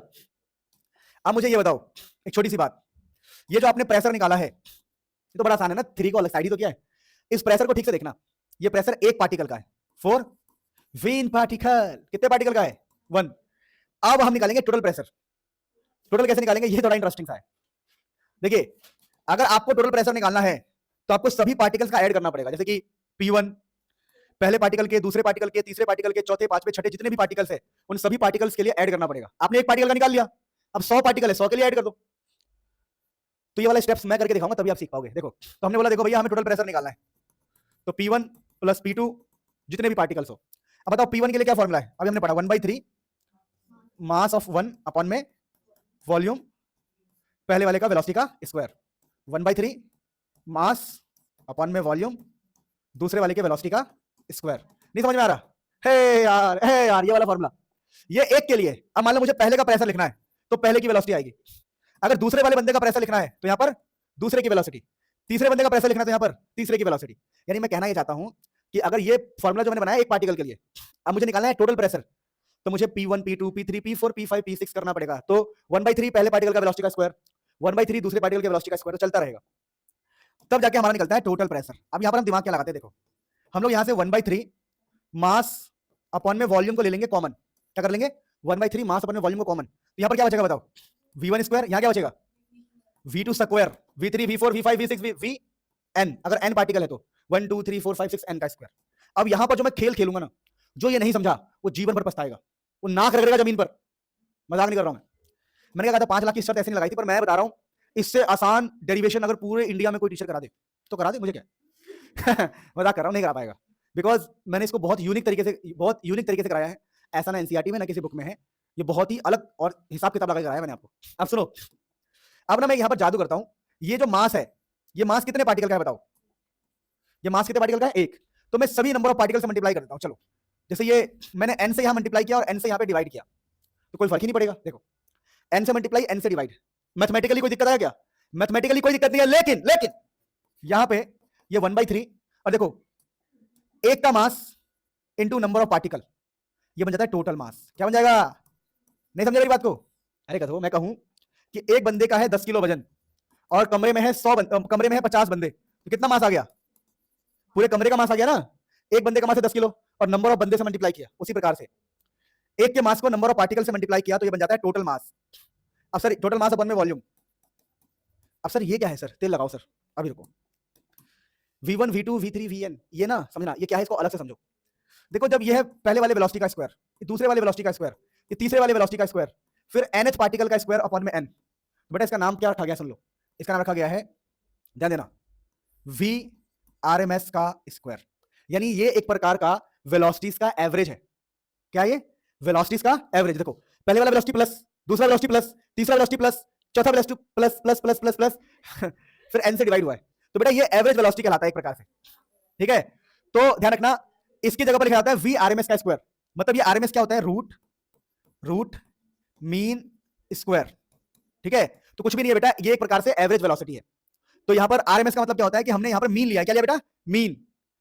तो जो V RMS का स्क्वायर है वो होता है V1 स्क्वायर V2 स्क्वायर, सभी वेलोसिटी, देखो सभी वेलोसिटीज के स्क्वायर का मीन है ये, सभी ऐसे पढ़ो, देखो ऐसे पढ़ो, उल्टा पढ़ते इसको कि सभी वेलोसिटी का स्क्वायर है फिर उसका मीन है। और ये रूट कैसे आएगा मैं आपको बताऊंगा, ये रूट का कॉन्सेप्ट आगे हम बात करेंगे। पता है रूट कब आएगा, जब इस स्क्वायर को हटा के यहाँ पे और ऐसे लगा देंगे तो रूट आ जाएगा। पर फिलहाल अभी हम अपने काम से मतलब रखते हैं कि जो भी यहाँ पे लिखा हुआ है V1 V2 Vn और n, ये एक मीन है, क्या है, एवरेज वेलोसिटी का, क्या है एवरेज। तो इसी जगह पे लिखा जाता है V RMS का स्क्वायर। और प्यारे बच्चों फाइनली फिर हमारा ये प्रेशर का फॉर्मूला ड्राइव होता है जो कि बहुत खतरनाक है। मैं चाहता तो इसको स्किप कर देता, तुम्हें पता नहीं चलता, ठीक है, और ये पेपर में आता भी नहीं है, पर मैंने क्यों कराया, क्योंकि देखो यार कई बार ऐसा होता है कि जब किस्मत में लिखे हो, एक डायलॉग था पता नहीं क्या है, कुछ था ऐसा कि किस्मत में लिखा होता है तो आ जाता है। 1/3 टोटल मास अपन में वॉल्यूम, देखो मास अपन में वॉल्यूम क्या होता है, डेंसिटी V RMS का स्क्वायर, बहुत इंपॉर्टेंट फॉर्मूला। ये रो का मतलब डेंसिटी है, यहाँ पे ये क्या है, डेंसिटी। अब आपके ऊपर है कि आप मेरे वाले स्टेप्स नोट करो, ये भी वैसे मेरे वाले स्टेप्स ही है।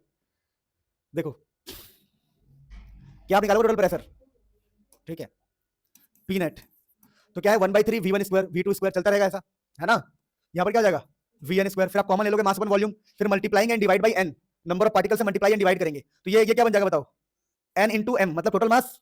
अरे यार इससे मत करो नोट, इससे कर लो, जो अभी सीखा है उससे कर लो नोट, ये रहा, कर लो भाई, बहुत गजब की चीज बताया मैंने, यही है प्रेशर का लास्ट फॉर्मूला, अगर तुम ठीक से देखो तो बहुत मुश्किल नहीं था। सो गाइज फाइनली क्या हम कर रहे थे सुन लो, हमारा टारगेट था कि, सुनो ध्यान से, कि यहां से पार्टिकल गया, टकरा के लौटा, तो प्रेशर का फॉर्मूला होता है change in pressure, sorry pressure का फॉर्मूला जो होता है P, pressure is change in momentum per unit time upon में एरिया, मतलब फोर्स अपॉन में एरिया। तो मोमेंटम चेंज कितना था 2mvx, टाइम कितना था, टाइम था डिस्टेंस जो कि था 2a अपॉन में स्पीड, और ये a का स्क्वायर। फिर ये जो प्रेशर है कैसा बन गया है देखो ध्यान से, ये जो v स्क्वायर ऊपर चला गया था तो ये बन गया 2mvx स्क्वायर, और ये 2a cube, a and a cube, 2 से 2 कट गया, तो ये प्रेशर का फॉर्मूला आया mvx square by a cube, जो कि होता है वॉल्यूम। अब जो प्यारे बच्चों ये प्रेशर है, इसमें हम दिमाग क्या लगाने वाले हैं, हमने एक फॉर्मूला पढ़ा था कि जो नेट वेलोसिटी है वो है 3 इंटू में vx का स्क्वायर, तो यहां से vx के स्क्वायर को लिख देंगे हम v स्क्वायर बाई 3। तो आप क्या लिखोगे यहाँ पर, आप यहाँ पर क्लियरली लिख दोगे कि देखो vx स्क्वायर की जगह पर मैं लिख दूंगा m a क्यूब को वॉल्यूम, है ना, चलो a क्यूब ही रहने दो, पता है हमें वॉल्यूम है ये, और vx स्क्वायर की जगह पर क्या लिख देंगे बताओ, v स्क्वायर बाई 3 को यहाँ लिख रहा हूँ, ठीक है। अब प्यारे बच्चों ये जो प्रेशर है एक पार्टिकल का है, तो मुझे बहुत सारे पार्टिकल का लिखना है, तो नेट प्रेशर कैसे निकालूंगा मैं, P1 plus P2 plus P3 चलता रहेगा, तो इनको ऐड करूंगा तो क्या कॉमन आएगा, देखो इन सबको ऐड करने पर 1/3 कॉमन आएगा, और मास कॉमन आ जाएगा, और a क्यूब कॉमन आ जाएगा, और अंदर क्या बचेगा बताओ, पहले पार्टिकल की वेलोसिटी v1, दूसरे पार्टिकल की वेलोसिटी v2, तीसरे की vn लास्ट तक। फिर मैं बोलूंगा चलो इसको n से मल्टीप्लाई और n से डिवाइड, जहां पर n का मतलब है नंबर ऑफ पार्टिकल, तो number of particle into mass of एक, ये बन गया टोटल मास, ये टोटल मास टोटल, तो 1/3 ये टोटल मास अपन में वॉल्यूम, क्या बन जाएगा ये डेंसिटी, और ये क्या कहलाता है पूरा ये v RMS का स्क्वायर। तो इस प्रकार से पी नेट, अगर आप ठीक से देखो तो इससे आसान डेरिवेशन तो मार्केट में ही नहीं है, आधे पेज का डेरिवेशन है, लेकिन ये बहुत कठिन होता है जो समझ नहीं पाते, समझ पा रहे कितना आसान है ये, तो ये हमने किया प्यारे बच्चों बहुत ही आसान तरीके से, यानी कंक्लूजन हमें पता लग गया। This is the end of today's lecture, love you all, खूब आगे बढ़ो, खूब तरक्की करो। मुझे कुछ बातें बड़ी बुरी लगती है, जैसे कि लोग जो गाली गलौज वाली वीडियोस होती हैं उनको लाइक करते हैं, हाइप करते हैं, सपोर्ट करते हैं। लोग, कोई टीचर बहुत फेमस है तो उसको पूरी तरह सपोर्ट करेंगे, उसके पीछे पागल हो जाएंगे, और हम लोग कितनी भी मेहनत कर ले, हम जैसे कितनी भी मेहनत कर ले आपके लिए, आप हमें सपोर्ट नहीं करते हो। अगर मेरी वीडियो अच्छी लग रही है तो प्लीज़ बताना मुझे कमेंट में कि सर हाँ आप अच्छा पढ़ा रहे या बुरा पढ़ा रहे, क्या इम्प्रूवमेंट करना है।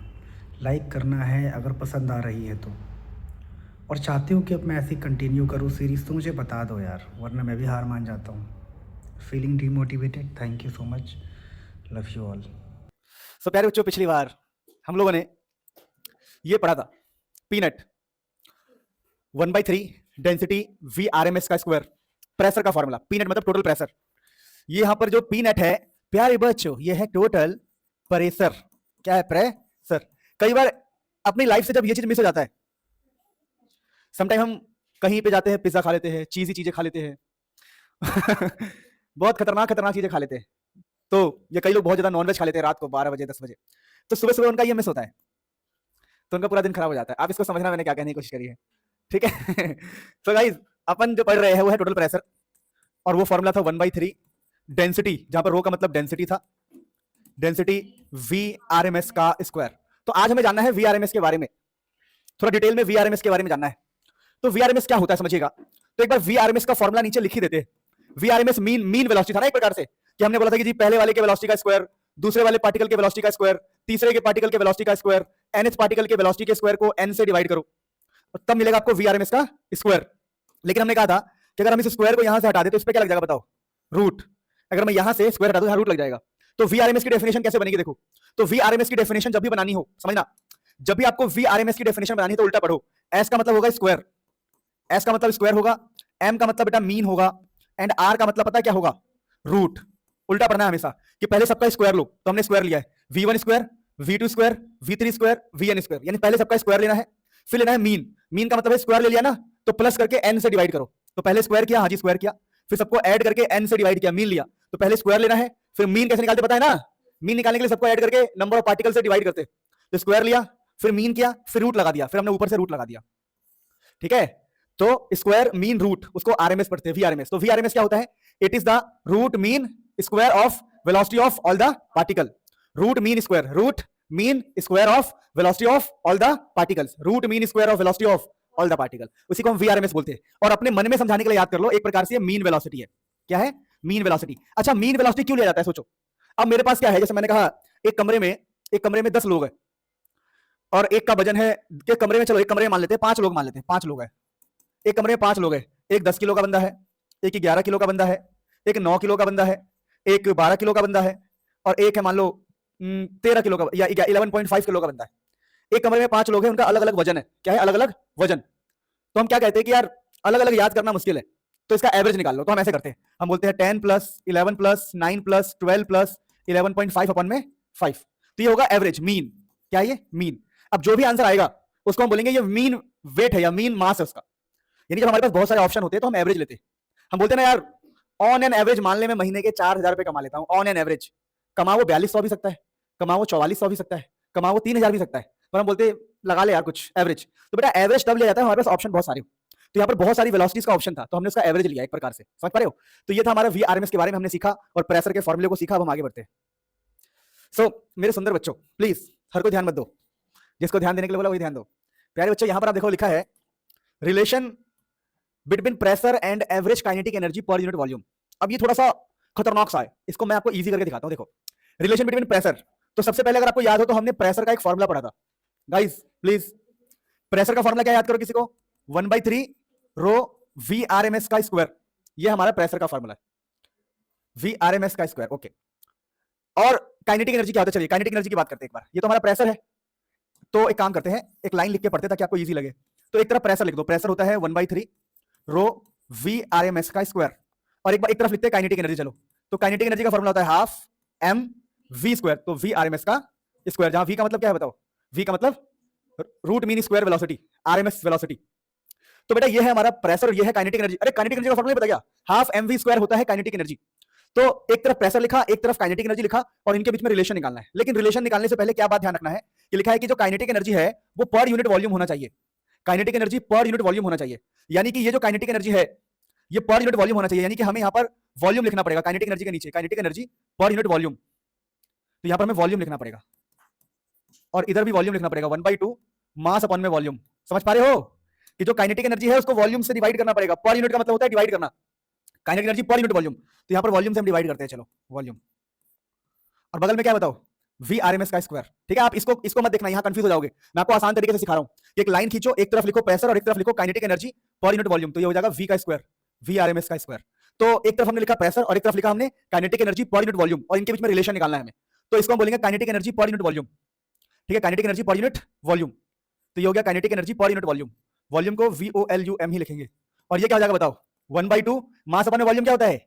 डेंसिटी, और ये हो गया VRMS का स्क्वायर। तो ये देखो मास अपॉन में वॉल्यूम को हमने डेंसिटी लिख दिया। अब यहां से हमें क्या सीखने को मिला? यहां से हमें ये सीखने को मिला कि जो प्रेशर है और जो kinetic energy per unit volume है, समझना। अब देखिए जो kinetic energy per unit volume है इसको एक सिंबल देते हैं, कुछ भी नाम दे दो। चलो इसको नाम कहते हैं kinetic energy per unit volume को हमने बोल दिया इसको K, ऐसा K बोल दिया, या फिर इसको अलग सिंबल देते हैं K.E बोलते हैं आज से इसको, या कुछ तो देना पड़ेगा अलग। इसको ऐसा K बना लो, देख लो थोड़ा टेढ़ा वाला K। तो टेढ़ा वाले K का मतलब क्या होगा कि ये है kinetic energy per unit volume. तो इसका फॉर्मूला क्या निकल गया? हाफ रो VRMS का स्क्वायर। तो ये देखो ये थोड़ा हल्का टेढ़ा K बनाया हमने, एक्चुअली मतलब K बाई वॉल्यूम, K के नीचे वॉल्यूम। इस पूरे को हम कैसे लिख सकते हैं? एक टेढ़ा K। थोड़ा और इसको अलग बना देता हूं ताकि आप याद रखो कि ये एक्चुअली में kinetic energy per unit volume है, ऐसा K। ठीक है, थोड़ा अजीब सा बनाया हमने ताकि आपको याद रहे कि ये kinetic energy per unit volume है। तो kinetic energy per unit volume क्या हो गया? हाफ रो VRMS का स्क्वायर। अब हम बोलेंगे देखो ये हमारा इक्वेशन 1 है प्रेशर, और ये है इक्वेशन 2। ये क्या है हमारा? इक्वेशन 2। अब एक काम करते हैं, क्या करते हैं हम ना, इन दोनों में रिलेशन निकालते हैं। तो रिलेशन निकालने के लिए क्या कर सकते हैं? हम दोनों को डिवाइड करते हैं। चलो, तो इक्वेशन 1 डिवाइडेड बाई इक्वेशन 2। तो ऊपर हमारे क्या है प्यारे बच्चों? ऊपर हमारे प्रेशर है और नीचे है kinetic energy per unit volume. तो प्रेशर अपॉन में kinetic energy per unit volume is equal to, यहां पर है 1/3 रो VRMS का स्क्वायर, और यहां पर क्या है बताओ? 1/2 रो VRMS का स्क्वायर। तो बोलो किसने कैसा काटा? किसने कैसा काटा बताओ? डेंसिटी ने डेंसिटी का काटा, VRMS ने VRMS का काटा। तो pressure and kinetic energy per unit volume का रिलेशन क्या आया? 2/3। यानी कि ये इनके बीच का रिलेशन है कि प्रेशर और kinetic energy per unit volume को अगर हम डिवाइड करेंगे तो आंसर हमारा 2/3 आएगा। क्या आंसर आएगा? 2/3। अब देखो ये चीज अगर आप यहां लिखी हुई से पढ़ना चाहते हो तो पढ़ सकते हो, स्टेप वाइज लिखा हुआ है, बट आई बिलीव कि आप इस तरीके से करना जिस तरीके से मैंने आपको बताया है, थिंग्स बिकम्स इजी। फटाफट नोट करो, फिर हम आगे बढ़ते हैं, ये टॉपिक हमारा समाप्त होता है। प्यारे बच्चों आप ऐसा भी लिख सकते हो, देखो क्या लिखा है? P/K = 2/3। तो अगर आप K यहां भेज सकते हो तो क्या बन जाएगा बताओ? Pressure is equal to, P मतलब pressure, pressure is equal to 2/3 times के, जहां पे के का मतलब क्या था, average kinetic energy per unit. Actually में ये kinetic energy per unit volume है। क्या है kinetic energy per unit volume? हमें पता होना चाहिए कि इस ये लिखा हुआ है kinetic energy per unit volume, जिसको हम सिंपल के बोल रहे हैं, ऐसा वाला थोड़ा टेढ़ा बना दो। एक्चुअली में दोनों में फर्क है, ये वाला के ऐसा है, ठीक है, ध्यान रखना, यानी ये वाला के सिंपल के नहीं है, ये ऐसा है, ऐसा, क्योंकि एक्चुअली में ये kinetic energy per unit volume है। समझ पाए हो? जो पीछे हमने यार पता नहीं क्या बच्चे हैं, के बाई वॉल्यूम को हमने ऐसा वाला के बोला है, तो देखो मैं जानबूझ के ऐसा वाला के बना रहा हूं, एक्चुअली में ये के बाई वॉल्यूम है। तो आपको रिलेशन एग्जाम में यही प्रूफ करने के लिए आता है, relation between pressure and kinetic energy per unit volume. तो आप ये प्रूफ कर सकते हो, आप प्लीज इसे नोट कीजिए, फिर हम आगे बढ़ते हैं। सो अब मेरे प्यारे बच्चों अपने पास है काइनेटिक इंटरप्रिटेशन ऑफ टेम्परेचर। अब ये क्या लिखा है समझिएगा, कि जो ये काइनेटिक इंटरप्रिटेशन ऑफ टेम्परेचर, देखो काइनेटिक का मतलब मैंने आपको बताया था, यहां पर एक प्रकार से मोशन की बात कर रहा है, मोशन की, वेलोसिटी की, एक प्रकार से स्पीड की बातें कर रहा है। तो कह रहा है कि देखो ये जो काइनेटिक का मतलब होता है मोशन, वेलोसिटी, स्पीड, इनका इंटरप्रिटेशन यानी रिलेशन, इनका रिलेशन टेम्परेचर के साथ। कह रहा है बताओ मोशन और टेम्परेचर का क्या रिलेशन है? हम सबको पता है अगर हम टेम्परेचर बढ़ाएंगे तो पार्टिकल का मोशन बढ़ जाएगा, पार्टिकल वाइब्रेट होना स्टार्ट कर जाएंगे। हम सबको पता है कि टेम्परेचर से वेलोसिटी का क्या रिलेशन है, हमें पता है टेम्परेचर से स्पीड का क्या रिलेशन है। अगर हम कहीं पर भी टेम्परेचर बढ़ाएंगे तो पार्टिकल्स का वाइब्रेशन बढ़ेगा, स्पीड बढ़ेगा, मोशन बढ़ेगा। तो वही पढ़ने के लिए हमें कह रहा है। तो काइनेटिक मतलब मोशन, टेम्परेचर मतलब टेम्परेचर, और इंटरप्रिटेशन मतलब उन दोनों का रिलेशन। तो अभी हमने थोड़ी देर पहले एक चीज पढ़ी थी, प्रेशर इज इक्वल टू क्या पढ़ा था, 2/3, ऐसा कुछ पढ़ा था ना हम लोगों ने, याद करो। अभी हम लोगों ने पढ़ा था pressure is equal to 2/3 kinetic energy per unit volume, याद है सबको? अच्छा चलो मैं आपको अभी लिख के दिखाऊंगा तभी आप समझोगे, वरना फिर तो आपके बस के नहीं है। प्रेशर इज इक्वल टू 2/3, ऐसा त्रिशूल वाला के, जिस त्रिशूल वाले के का क्या मतलब था, 2/3, इसका क्या मतलब था बताओ indirectly, kinetic energy per unit volume था इसका मतलब, ठीक है। अब देखो मतलब इसको हमने खोल के लिखा है, हमने इसको खोल दिया, इस के को खोल दिया, kinetic energy per unit volume. आपने इस वॉल्यूम को प्यारे बच्चों यहां भेजोगे तो क्या बनेगा, बताओ बताओ मेरे सुंदर बच्चों, बताओ क्या बनेगा, P इंटू में V।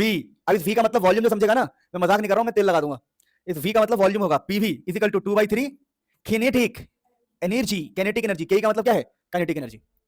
अब हम लोगों ने एक और चीज बचपन से जाना है, बताओ हमने एक चीज पढ़ी है, बताओ PV इज इक्वल टू क्या होता है, nRT। PV is equal to, suppose करो हमने 1 मोल गैस लिया है, 1 मोल का मतलब है कि n की वैल्यू क्या हो जाएगी बताओ, 1, तो PV की वैल्यू किसके बराबर होगी बताओ, RT के बराबर। तो आप कुछ मत करो, इस PV की जगह पर लिख दो RT, तो RT क्या हो जाएगा, 2/3 काइनेटिक एनर्जी। अब यहां से गजब की चीज सिखाऊं, बोलो गजब की चीज सिखाऊं। तो आप लोगों ने पता क्या पता लगा लिया, आप लोगों ने ये पता लगा लिया कि जो काइनेटिक एनर्जी होता है वो टेम्परेचर के डायरेक्टली डिपेंड कर रहा है। यहां से क्या पता लगा बताओ, kinetic energy is directly proportional to temperature. PV equal to nRT को पता क्या बोलते हैं, आइडियल गैस इक्वेशन। यहां से क्या पता लगा कि temperature is directly proportional to kinetic energy. और कितनी गजब की बात है, यानी अगर आप किसी गैस के मॉलिक्यूल्स का, अगर कोई गैस है हमारे पास आइडियल गैस, उस आइडियल गैस का टेम्परेचर अगर बढ़ाओगे तो उसकी काइनेटिक एनर्जी भी बढ़ेगी, और काइनेटिक एनर्जी बढ़ने का मतलब उसकी वेलोसिटी बढ़ेगी, स्पीड बढ़ेगी। तो ये रिलेशन हमें ड्राइव करने के लिए आता है। अच्छा यहीं तक ही बात नहीं रुकती, ये बात यहीं तक ही नहीं रुकती है, हम एक और काम कर सकते हैं, बहुत ही गजब। बताओ क्या काम कर सकते हैं, बता दूं, बोलो बता दूं क्या, देखो हम R को यहीं लिख सकते हैं, इस T को यहीं लिख सकते हैं, इस वाले इक्वेशन को बता रहा हूं मैं, इधर देखना, इस R को यहीं लिख सकते हैं, T को यहीं लिख सकते हैं, 2/3 को यहीं लिख के काइनेटिक एनर्जी की जगह पर हम लिख सकते हैं हाफ m v RMS का स्क्वायर। हम चाहे तो काइनेटिक एनर्जी की वैल्यू को भी खोल सकते हैं। ए यार नहीं, RT की जगह पर यहां पे 2/3 अपनी जगह पे, और काइनेटिक एनर्जी की जगह पर हमने खोल दिया। क्या कर दिया हमने बताओ, बहुत बढ़िया बेटा। अब क्या होगा, अब एक जादू होगा, अगर मैं इस 2 से 2 को काट दूं, किसी को दर्द होगा क्या, अरे किसी का भाई थोड़ी है तो दर्द होगा तुम्हें, 2 से 2 गया खत्म, इस 3 को यहां भेज रहा हूं, दर्द हुआ किसी को, 3RT अपॉन में m भेज रहा हूं, यहां हो जाएगा V RMS का स्क्वायर। क्या क्या है मैंने बता सकता कोई मुझे, मैंने प्योरली क्रॉस मल्टीप्लाई किया, देखो ये जो 3 है क्रॉस मल्टीप्लाई से ऊपर आएगा, और जो मास है वो नीचे आएगा। ए यार क्या कर रहे हो, 3 क्रॉस मल्टीप्लाई से ऊपर जाएगा और मास कहां आएगा, नीचे।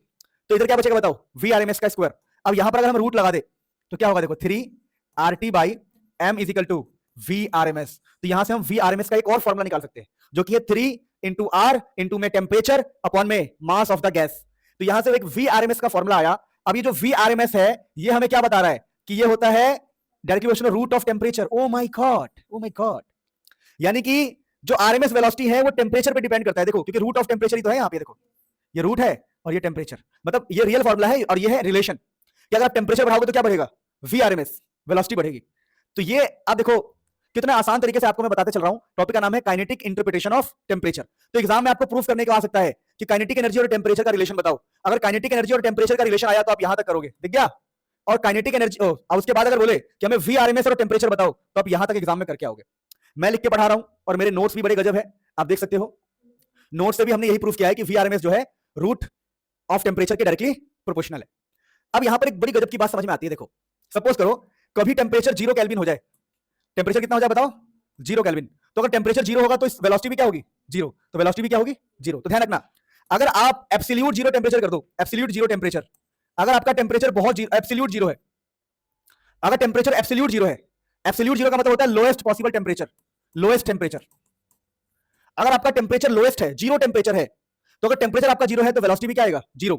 यानी पार्टिकल्स रुक जाएंगे, पार्टिकल्स का मोशन 0 हो जाएगा, वेलोसिटी 0 हो जाएगा। यानी अगर हमारी बॉडी को कोई 0 केल्विन पर जाके रख दे, हम 1 सेकंड के अंदर, 1 सेकंड भी नहीं, माइक्रो सेकंड के अंदर जम जाएंगे, इतनी पूरी तरह जम जाएंगे कि अगर किसी ने ऐसे कर दिया, सोचो मान लो कि मैं अभी एकदम एब्सोल्यूट 0 पर हूं, 0 केल्विन पे, तो पता भी नहीं चलेगा, मैं एकदम से जम जाऊंगा बिल्कुल। और किसी ने मेरे को ऐसे टच कर दिया तो मेरी पूरी बॉडी टूट जाएगी। नहीं समझे मेरी बात, क्योंकि मैं क्या हो गया हूं, जम गया हूं। अगर बहुत तेज किसी ने ऐसे कर दिया तो बॉडी टूट जाएगी। आप इसे इमेजिन करना। एक बेस्ट एग्जांपल दूं, लिक्विड नाइट्रोजन में अगर किसी के हाथ को हम ऐसे डाल दे तो वो पूरी तरह जम जाएगा, और तब तुम इसे हथौड़े से मारोगे तो वो हाथ टूट के गिर जाएगा। नहीं समझे मेरी बात को, ठीक है। तो एब्सोल्यूट 0 टेम्परेचर पे पार्टिकल्स रुक जाते हैं, यानी मेरी बॉडी का एक एक पार्टिकल, एक एक एटम, सब कुछ रुक जाएगा।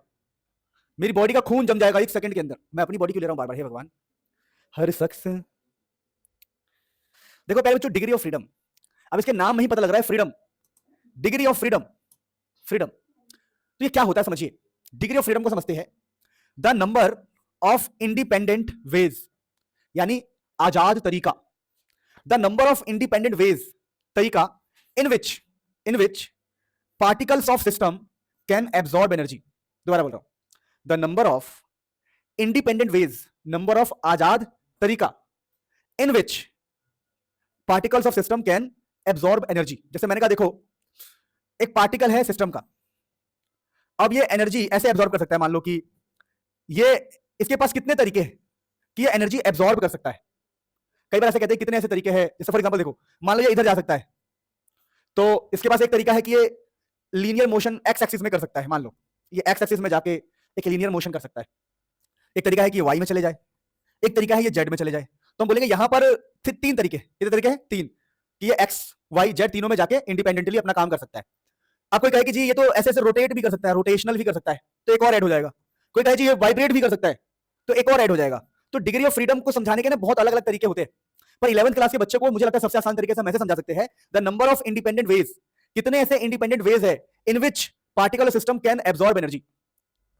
उसके पास कितने ऐसे तरीके हैं कि वो एनर्जी को एब्सॉर्ब कर सके। बात समझ पा रहे हो, है ना। जैसे मैंने आपको एग्जांपल दिया कि कोई पार्टिकल कह रहा है जी हम तो एक्स में चलेंगे, जी हम तो वाई में चलेंगे, जी हम तो जेड में, तो उसके पास 3 तरीके हो गए। फिर उसने कहा जी हम रोटेट करेंगे, तो एक ऐड हो गया। उसने कहा सर हम वाइब्रेट करेंगे, तो एक और ऐड हो गया। आप बात समझ पा रहे हो। तो ये होता है हमारा डिग्री ऑफ फ्रीडम का मतलब, जिसे आप नोट करेंगे फिर हम आगे बताएंगे आपको। तो डिग्री ऑफ फ्रीडम का क्या मतलब हुआ, the number of independent ways, ठीक है। या कह सकते हो डिग्री ऑफ फ्रीडम को number of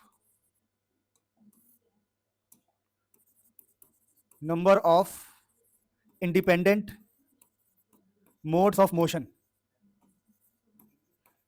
number of independent modes of motion. जैसे कि ट्रांसलेशनल, इंडिपेंडेंट लिखना था ना मुझे, number of independent modes of motion मतलब क्या है कि जी हम तो जी सीधा चलेंगे, ट्रांसलेशनल मोशन है जी, ठीक है, +1, एक मिल गया। डिग्री ऑफ फ्रीडम क्या है, नंबर। तो हमने कहा जी हम सीधा चलेंगे, ठीक है, तेरे को एक मिल गया। फिर कह रहा जी हम तो रोटेट करेंगे जी, रोटेट, ओके, ठीक है जी, हम तो वाइब्रेट करेंगे, ओके। समझ पा रहे हो, यानी कितने प्रकार के मोशन वो कर सकता है। बात समझ पा रहे हो, the number of independent modes of motion, motion के कितने मोड है, मोड, समझ पा रहे हो।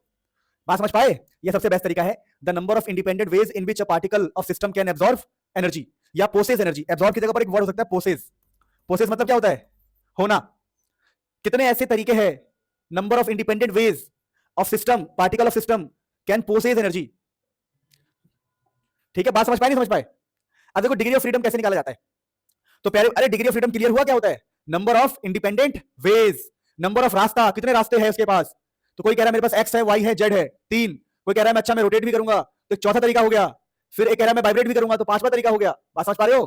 तो कितने तरीके से, कितने जुगाड़ लगा के वो एनर्जी अपने अंदर रख सकता है, कितने जुगाड़ है उसके पास, नंबर ऑफ जुगाड़। समझ पा रहे हो। तो डिग्री ऑफ फ्रीडम का फॉर्मूला होता है F. Degree of freedom is basically F. अब जो ये एफ है, ये क्या होता है, 3n - r। जहां पर प्यारे बच्चों एफ का मतलब डिग्री ऑफ फ्रीडम, 3 का मतलब 3 है, एन का मतलब एटम है एटम, और आर का मतलब है रिलेशन। अब ये सब मैं आपको समझाने का प्रयास करता हूं। सपोज करो हमारे पास है mono atomic gas. Mono atomic gas मतलब हमारे पास है मान लो हीलियम। अब हीलियम का हमें निकालना है डिग्री ऑफ फ्रीडम। तो फ्रीडम क्या होगा? तो फ्रीडम का फॉर्मूला है 3n minus are. 3n minus are. तो मैं कहूंगा देखो भाई मुझे डिग्री ऑफ फ्रीडम निकालना है, तो 3n। तो n का मतलब क्या होता है? एटम। तो हीलियम तो अकेला एटम है, मोनो एटम है ना, मोनो मतलब एक, तो हीलियम के अंदर एक एटम है। और रिलेशन, भैया हीलियम का किसी के साथ रिलेशन ही नहीं है, हीलियम अकेला है, तो रिलेशन क्या होगा यहाँ पर? 0। ए यार, मोनो एटॉमिक गैस का रिलेशन होगा क्या? ये अकेला है ना, तो 3n, 3 इंटू एक एटम, रिलेशन 0, तो आंसर क्या आ गया? 3। तो जो हीलियम गैस है उसके पास डिग्री ऑफ फ्रीडम कितने हैं? 3। यानी उसके पास 3 तरीके हैं जिससे वो एनर्जी प्रोसेस कर सकता है। तो ये बात समझ में आई आपको कि डिग्री ऑफ फ्रीडम कैसे निकालते हैं? क्या हुआ? तो हम लोगों ने क्या सीखा? जो मोनो एटॉमिक गैसेस होते हैं उनके पास 3 ऐसे तरीके होते हैं जिससे वो एनर्जी प्रोसेस कर सकते हैं या एनर्जी एब्सॉर्ब कर सकते हैं। उनके पास 3 तरीके हैं। बात समझ पाए? तो डिग्री ऑफ फ्रीडम का होता है number of independent ways in which a particle of system can process energy, can absorb energy. तो हीलियम 3 तरीके से एनर्जी एब्सॉर्ब कर सकता है।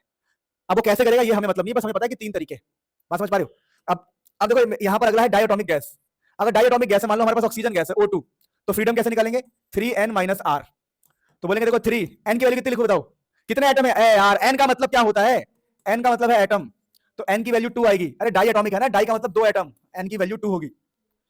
और रिलेशन की बात करें तो कितना रिलेशन है बताओ? एक ऑक्सीजन का दूसरे ऑक्सीजन के साथ रिलेशन है ना, तो कितने रिलेशन है इनके बीच में? एक। नंबर ऑफ रिलेशन क्या होंगे? एक। तो फ्रीडम कितना है बताओ? 5। यानी ये जो डाई एटॉमिक गैसेस होते हैं इनके पास 5 ऐसे तरीके हैं जिनसे वो एनर्जी एब्सॉर्ब कर सकते हैं। तो डिग्री ऑफ फ्रीडम का मतलब हम समझ गए। आप प्यारे बच्चों ट्राई एटॉमिक लीनियर। अब ट्राई एटॉमिक गैस जिसके अंदर 3 एटम हो, लेकिन ट्राई एटॉमिक में केस है लीनियर। देखो लीनियर, जैसे फॉर एग्जांपल CO2। अब देखो ये CO2 है, तो कार्बन का समझना, कार्बन का एक रिलेशन ऑक्सीजन के साथ है और दूसरा इधर है, दूसरा किधर? इधर। यानी यहां पर आगे की तरफ बॉन्ड है और पीछे की तरफ बॉन्ड है, तो रिलेशन कितने बताओ? रिलेशन तो 2 है। यहां पे रिलेशन कितने हैं? 2। लीनियर का मतलब होता है सीधा, कि जो लीनियर का मतलब होता है सीधा मॉलिक्यूल, जैसे CO2 एक सीधा मॉलिक्यूल है, तो यहां पर रिलेशन 2 होगा। क्यों? क्योंकि एक रिलेशन, एक बॉन्ड ये रहा और दूसरा बॉन्ड ये रहा, मतलब एक पीछे रिलेशन एक आगे रिलेशन। तो यहां पर आप निकालोगे फ्रीडम, तो फॉर्मूला क्या था? 3n minus are. तो 3 की जगह 3, n की जगह पे 3, रिलेशन 2, तो कितना हो गया? 7। तो यानी कि जो ट्राई एटॉमिक लीनियर होते हैं, ट्राई एटॉमिक लीनियर, इनके पास 7 ऐसे तरीके होंगे जिससे ये एनर्जी एब्सॉर्ब कर सकते हैं। अब हम बात करने जा रहे हैं प्यारे बच्चों ट्राई एटॉमिक के अंदर ही एक special case, try atomic non linear. ओहो हो सर, ये नॉन लीनियर क्या है? देखिए इसको फील कीजिए, थोड़ा मजे लीजिए इससे। जैसे कई सारे मॉलिक्यूल ऐसे होते हैं, H2O लीनियर नहीं होता है, ये ऐसा होता है कि OH। अब इससे क्या है? देखो ऑक्सीजन का रिलेशन H के साथ है और H के साथ, पर ये जब आसपास है ना तो इनके बीच में भी हम रिश्ता मान लेंगे। ये देखो, ये है पति पत्नी, ये भी पति पत्नी, और ये रिश्ता है पड़ोसी का। कौन सा रिश्ता है? पड़ोसी का। क्योंकि एक H दूसरे H की गोद में खेल रही है, एक H दूसरे H की गोद में खेल रहे हैं। कोई बैल मार रहा है, कोई सुन नहीं रहा है, सब नीचे पागल है। तो मैं ये कह रहा था कि यहां पर एक पड़ोसी का रिश्ता भी हो सकता है। देखो जैसे इसमें क्या था कि ये हस्बैंड वाइफ का रिलेशन 2, यहां पर हस्बैंड वाइफ और ये पड़ोसी, तो यहां पर रिलेशन की नंबर है ना 3 हो जाता है। तो अगर फ्रीडम निकालेंगे तो क्या आएगा? 3n minus are. तो नंबर कितने हैं? 3, एटम तो 3 है और रिलेशन भी 3 है, तो ये कितना हो जाएगा? 3 3 9 माइनस 3 6। तो डिग्री ऑफ फ्रीडम 6 होती है। यानी ट्राई एटॉमिक नॉन लीनियर के पास फ्रीडम 6 है, और ये बहुत ऑब्वियस है। अगर इसके पास रिलेशन ज्यादा है तो फ्रीडम कम होगा। अब लॉजिकली सोचो, अगर रिलेशन ज्यादा है तो फ्रीडम कम है। अब थोड़ा इसको समझना, रिलेशन ज्यादा तो फ्रीडम कम। गाइस अब हम पढ़ेंगे मोस्ट इंपॉर्टेंट टॉपिक का नाम है law of equipartition of energy. अब इसके नाम में ही फील है, लिखा है लॉ ऑफ इक्विपार्टीशन। इक्वि मतलब क्या? इक्वल। इक्वि मतलब इक्वल, और पार्टीशन मतलब बंटवारा। पार्टीशन मतलब होता है बंटवारा, समझो। Law of equipartition of energy कहते हैं ना कि देखो एक इंसान है, जैसे मैं कहता हूं कि मान लो एक इंसान है, उसके 2 बच्चे, इसके 2 बच्चे हैं, तो क्या होगा? आप लॉजिकली सोचो, एक इंसान जिसके 2 बच्चे, तो जब प्रॉपर्टी बांटी जाएगी, जब प्रॉपर्टी की बात करेंगे हम प्रॉपर्टी की, तो इसको और इसको 50-50 मिलेगा। कितना कितना मिलेगा? 50-50। तो इसको बोलेंगे कानून के हिसाब से लॉ ऑफ इक्विपार्टीशन, कानून के हिसाब से, किताब के हिसाब से, लॉ के हिसाब से। तो इसके नाम में ही फील है, लॉ, नियम ऑफ इक्विपार्टीशन ऑफ एनर्जी। अब ये क्या कहता है समझो, ये कहता है कि मान लो कोई, समझना, कोई बंदा है, ये बंदा एक्स में जाना चाहता है, एक्स में, ये बंदा वाई में भी जा सकता है, और ये बंदा जेड एक्सिस में भी जा सकता है। तो इसकी डिग्री ऑफ फ्रीडम कितनी होगी बताओ? हम बोलेंगे यार डिग्री ऑफ फ्रीडम 3 है इसकी, ऐसे ही मन में बता रहा हूं आपको, किसकी डिग्री ऑफ फ्रीडम कितनी है 3। और किसी ने बोला कि देखो यार, किसी ने बोला देखो यहां पर हमारे पास तो भाई, हमारे पास तो 90 जूल की एनर्जी है टोटल, समझना, हमारे पास टोटल 90 जूल एनर्जी कितनी है, 90 जूल। तो एक्स एक्सिस में जाने के लिए कितनी एनर्जी मिलेगी, तो कहेंगे भैया देखो 30 जूल मिलनी चाहिए। अच्छा, वाई में जाने के लिए भी 30 जूल मिलनी चाहिए, और जेड में जाने के लिए भी 30 जूल ही मिलनी चाहिए। समझ पा रहे हो? यानी कि जितने भी डिग्री ऑफ फ्रीडम है, 3 डिग्री ऑफ फ्रीडम है, तो तीनों को जो एनर्जी है इक्वल इक्वल मिला है।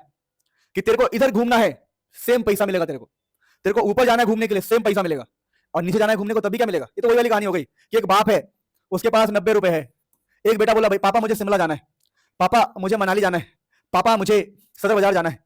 ठीक है, सदर बाजार के पीछे क्या कॉन्टेक्स्ट हो सकता है मेरा, कभी आप सोचना, समझना कभी। कुछ लोग हैं जो फिल्म छोड़ो, तो 90 रुपए है बाप के पास, बाप ने कहा भाई मैं तो तुम्हें 30 ही दूंगा, मैं तुम्हें 30 ही दूंगा, तुम कुछ भी करो, तुम शिमला जाओ, मनाली जाओ, सदर मार्केट जाओ, कहीं भी जाओ, कुछ भी करने जाओ। वही वाली बात है कि जितने भी डिग्री ऑफ फ्रीडम है, समझना, तो energy is equally distributed among all degree of freedom. कह रहा है कि energy is equally distributed among all degree of freedom, कि जितने भी डिग्री ऑफ फ्रीडम है उन सबको इक्वल एनर्जी मिलता है। And energy associated with each degree of freedom पर मॉलिक्यूल इज इतना, मतलब जैसे हम 30 बोल रहे थे 30, अब 30 जैसे 30 हम 30 बोल रहे थे, 30 अब बोल रहे हैं 1/2 kBt। इसको भी कितना मिलेगा 1/2 kBt, और इसको भी मिलेगा 1/2 kBt। क्या सीखने को मिला कि जो जिसको हम 30 बोल रहे थे उसको क्या बोल रहा है 1/2 kBt, जहां पर kB का मतलब होता है बोल्ट्जमैन कांस्टेंट। यानी कि हर डिग्री ऑफ फ्रीडम को इक्वल एनर्जी मिलेगी, and each degree of freedom each degree of freedom पर मॉलिक्यूल जो एनर्जी है इतना है 1/2 kBt। यानी कि अगर आपसे कोई बोले 1/2 kBt क्या है, समझना, तो 1/2 kBt क्या है समझना, 1/2 kBt इसका मतलब समझो ये है energy of each degree of freedom पर मॉलिक्यूल। पर मॉलिक्यूल मतलब एक मॉलिक्यूल का, अगर एक मॉलिक्यूल के पास 1 डिग्री ऑफ फ्रीडम है तो उसकी एनर्जी इतनी होगी, और अगर 2 होगी, और 2 के लिए करना है तो क्या करना पड़ेगा बताओ, 2 इंटू 1/2 kBt। तो कितने डिग्री ऑफ फ्रीडम के लिए, 2 डिग्री ऑफ फ्रीडम के लिए।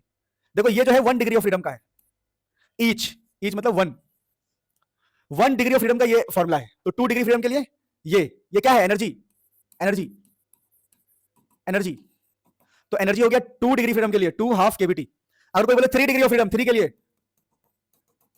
अरे भैया 1 डिग्री ऑफ फ्रीडम का ये है ना, तो 3 के लिए क्या होगा 3 से मल्टीप्लाई।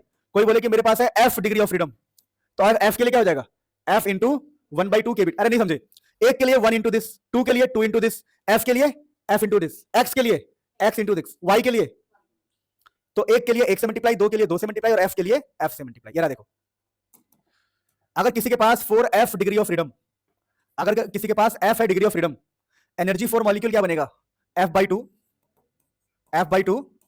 kBt, जहां kB का मतलब होता है बोल्ट्जमैन कांस्टेंट। इसको कैसे पढ़ेंगे, फॉर 1 मॉलिक्यूल, ये किसके लिए होता है, एक molecule and degree of freedom equal to f। तो हम ये फॉर्मूला क्या है देखो, कोई एक मॉलिक्यूल है, देखना ध्यान से, कोई एक मॉलिक्यूल है जिसके पास है कितने डिग्री ऑफ फ्रीडम, 1 2 3 4 5, सब मिला कितने f। अगर किसी एक मॉलिक्यूल के पास f डिग्री ऑफ फ्रीडम है तो एनर्जी का फॉर्मूला क्या होगा f/2 kBt। दोबारा बोला, मॉलिक्यूल कितना है, एक बंदा है जिसके पास कितनी डिग्री ऑफ फ्रीडम है f। ये ध्यान रखना है, ये लिख लो फटाफट, बहुत इंपॉर्टेंट है ये सब चीजें। हर शख्स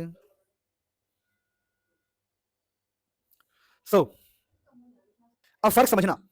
प्यारे बच्चों, पीछे हमने क्या पढ़ा था कि जो ई का मतलब था 1/2, f था यहां f/2 kBt। तो सर ये क्या है, ये था कि एक पार्टिकल है, सुनना क्या था, एक पार्टिकल, और एक पार्टिकल्स के पास थे f डिग्री ऑफ फ्रीडम।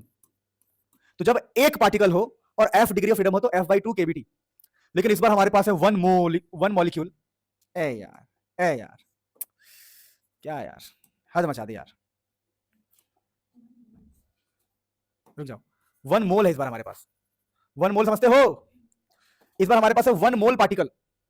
1 मोल का मतलब पता क्या होता है, 1 मोल का मतलब होता है कि बहुत सारे पार्टिकल है, बहुत सारे पार्टिकल्स, बहुत सारे। देखिए ये जो 1 मोल है इसका मतलब होता है 6.023 10⁻23।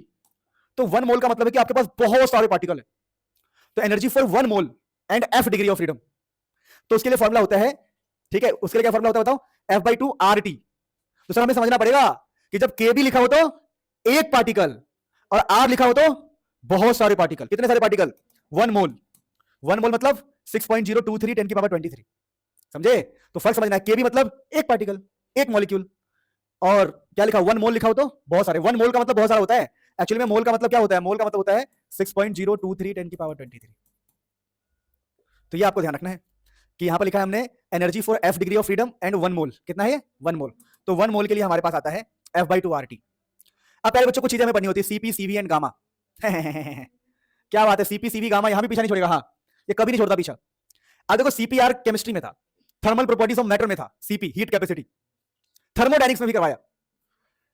अब दोबारा हम सीपी नहीं कराएंगे आपको, बस सीपी का मतलब बताएंगे। देखिए सीपी होता है मोलर हीट कैपेसिटी या simple heat capacity, molar heat capacity eight constant pressure, constant pressure, यानी कि सीपी का मतलब होता है heat capacity eight constant pressure, और सीवी का मतलब क्या होता है, heat capacity at constant volume, at constant volume. देखो यार प्लीज पीछे का पढ़ो यार, वरना हर चैप्टर में हम पीछे कैसे पढ़ा सकते हैं। और ये जो गामा है, गामा है, गामा क्या होता है, देखिए गामा हमारा होता है सीपी बाई सीवी, ध्यान रखना क्या होता है, सीपी बाई सीवी। यानी देखो एक है CP heat capacity constant pressure, एक है CV heat capacity constant volume, दोनों का रेशियो है गामा गामा गामा। क्या बोल रहे हैं इसको हम, गामा, ठीक है। तो सीपी सीवी गामा, कोई दिक्कत किसी को, बोलो नहीं, ओके इसे नोट करो फिर हम आगे बढ़ेंगे। नीचे का नोट मत करो, जब मैं पढ़ाऊंगा तब कर लेना। और जो मुझे ऑनलाइन देख रहे हैं समझ में आ रहा है तो कमेंट करते हुए चलो यार, क्या कर रहे हो। अब प्यारे बच्चों कुछ इंपॉर्टेंट बातें करेंगे जो काफी कंफ्यूजिंग है, आप खुद मत करना, मैं खुद सिखाता हूं आपको। कुछ हम कंफ्यूजिंग बातें करेंगे, ठीक है, जो आपको समझ नहीं आएगा। देखो थर्मोडायनेमिक्स का जो फर्स्ट लॉ था, फर्स्ट लॉ कहता है, first law FLOT, first law of thermodynamics, पिछले चैप्टर में था वो, केमिस्ट्री में भी था, कि डेल्टा क्यू जो है वो डेल्टा U प्लस W के बराबर होता है, जहां पर इसका मतलब होता है हीट सप्लाइड। जब हम किसी को हीट देते हैं तो उसकी एनर्जी चेंज होती है और जो वर्क डन है वो होता है। किसी को हीट देने से एनर्जी चेंज होती है और वर्क डन होता है, ये बात हम जानते हैं। बट क्या बट है यहां पे, कि अगर हम बोले कि हमारा जो प्रोसेस है सीवी के लिए है, सी मतलब यहां पर वॉल्यूम फिक्स है, वॉल्यूम कांस्टेंट, और जब वॉल्यूम कांस्टेंट होता है ना प्यारे बच्चों, तो वहां पर वर्क डन 0 होती है। जब कभी पर वॉल्यूम कांस्टेंट हो तो वर्क डन 0 होगी, वॉल्यूम कांस्टेंट तो वर्क डन 0 होगी, क्योंकि वॉल्यूम कांस्टेंट है, वॉल्यूम चेंज नहीं हो रहा। वॉल्यूम चेंज ना होने का मतलब है कि डिस्प्लेसमेंट नहीं हो रहा। अरे वॉल्यूम कांस्टेंट होने का मतलब है कि कोई डिस्प्लेसमेंट नहीं हो रहा, डिस्प्लेसमेंट नहीं है, डिस्प्लेसमेंट ही नहीं है, वॉल्यूम फिक्स है, ये लो डिस्प्लेसमेंट ही नहीं है। तो वर्क डन 0 होने का मतलब है कि ये वाला पार्ट हट जाता है। तो ध्यान रखना हमेशा प्यारे बच्चों कि देयरफॉर हमारे पास जो रिलेशन आएगा वो ये आता है कि आप हीट को चेंज इन एनर्जी के बराबर लिख सकते हैं, क्योंकि वर्क डन क्या हो गया 0, तो हीट और चेंज इन एनर्जी दोनों आपस में बराबर हो जाते हैं। तो ये चीज आप याद करके रख लो कहीं पर, बस मैं ये चाहता हूं कि याद करके रख लो कहीं पे। अब मैं आपको बताता हूं कि एग्जाम में क्या पूछते हैं। एग्जाम में पूछते हैं कि फाइंड सीपी एंड सीवी किससे related with degree of freedom, degree of freedom. कह रहा है कि डिग्री ऑफ फ्रीडम से लगा के डिग्री ऑफ फ्रीडम में सीपी और सीवी का रिलेशन बताओ। तो चलो हम एक काम करते हैं, हम कहते हैं देख भाई, हम इसको ऐसे करेंगे, बोलेंगे हम देख बेटे सुन, सीवी का मतलब होता है dQ/dt, बेटे सीवी का मतलब होता है dQ/dt, लेकिन हमारे सर ने पहले याद करवा दिया है कि सीवी के लिए वर्क डन होता है 0, और वर्क डन 0 होने की वजह से डेल्टा क्यू को डेल्टा यू के बराबर लिख सकते हैं, यानी कि जो डी क्यू है उसको क्या लिख सकते हैं बताओ, डी यू के बराबर लिख सकते हैं। तब उसको बोलेंगे देख जो हीट कैपेसिटी का ये फॉर्मुला होता है, बेटा ये हीट कैपेसिटी का फॉर्मुला होता है यार, कैसे बताऊं तुम्हें। हीट कैपेसिटी का मतलब होता है it is the heat supplied per unit change in temperature. पिछले चैप्टर में था, फिजिक्स में था, केमिस्ट्री में था, इसको याद कर लो, ये सीवी का फॉर्मुला होता है। सीवी होता है dQ/dt, लेकिन हम dQ को लिख सकते हैं du, क्या लिख सकते हैं du, बोलो क्यों, क्योंकि हमने बताया कि dQ को आप du लिख सकते हो। तो आप बोलोगे देख बेटे हम dQ को du लिखेंगे तो आज से मेरा सीवी का ये फॉर्मुला है जो मुझे याद रखना है। तो हमें क्या बोला कि आप निकालो सीपी सीवी और डिग्री ऑफ फ्रीडम का रिलेशन। तो मैंने सबसे पहले क्या किया, मैंने अपना सीवी निकाला, तो सीवी का एक फॉर्मुला बना दिया मैंने du/dt। अब देखो जादू, अब जादू देखो, d/dt, जहां पर dt का मतलब होता है टेम्परेचर, ऐसे लिखो dt, टेम्परेचर को कैपिटल T लिखते हैं, ठीक है।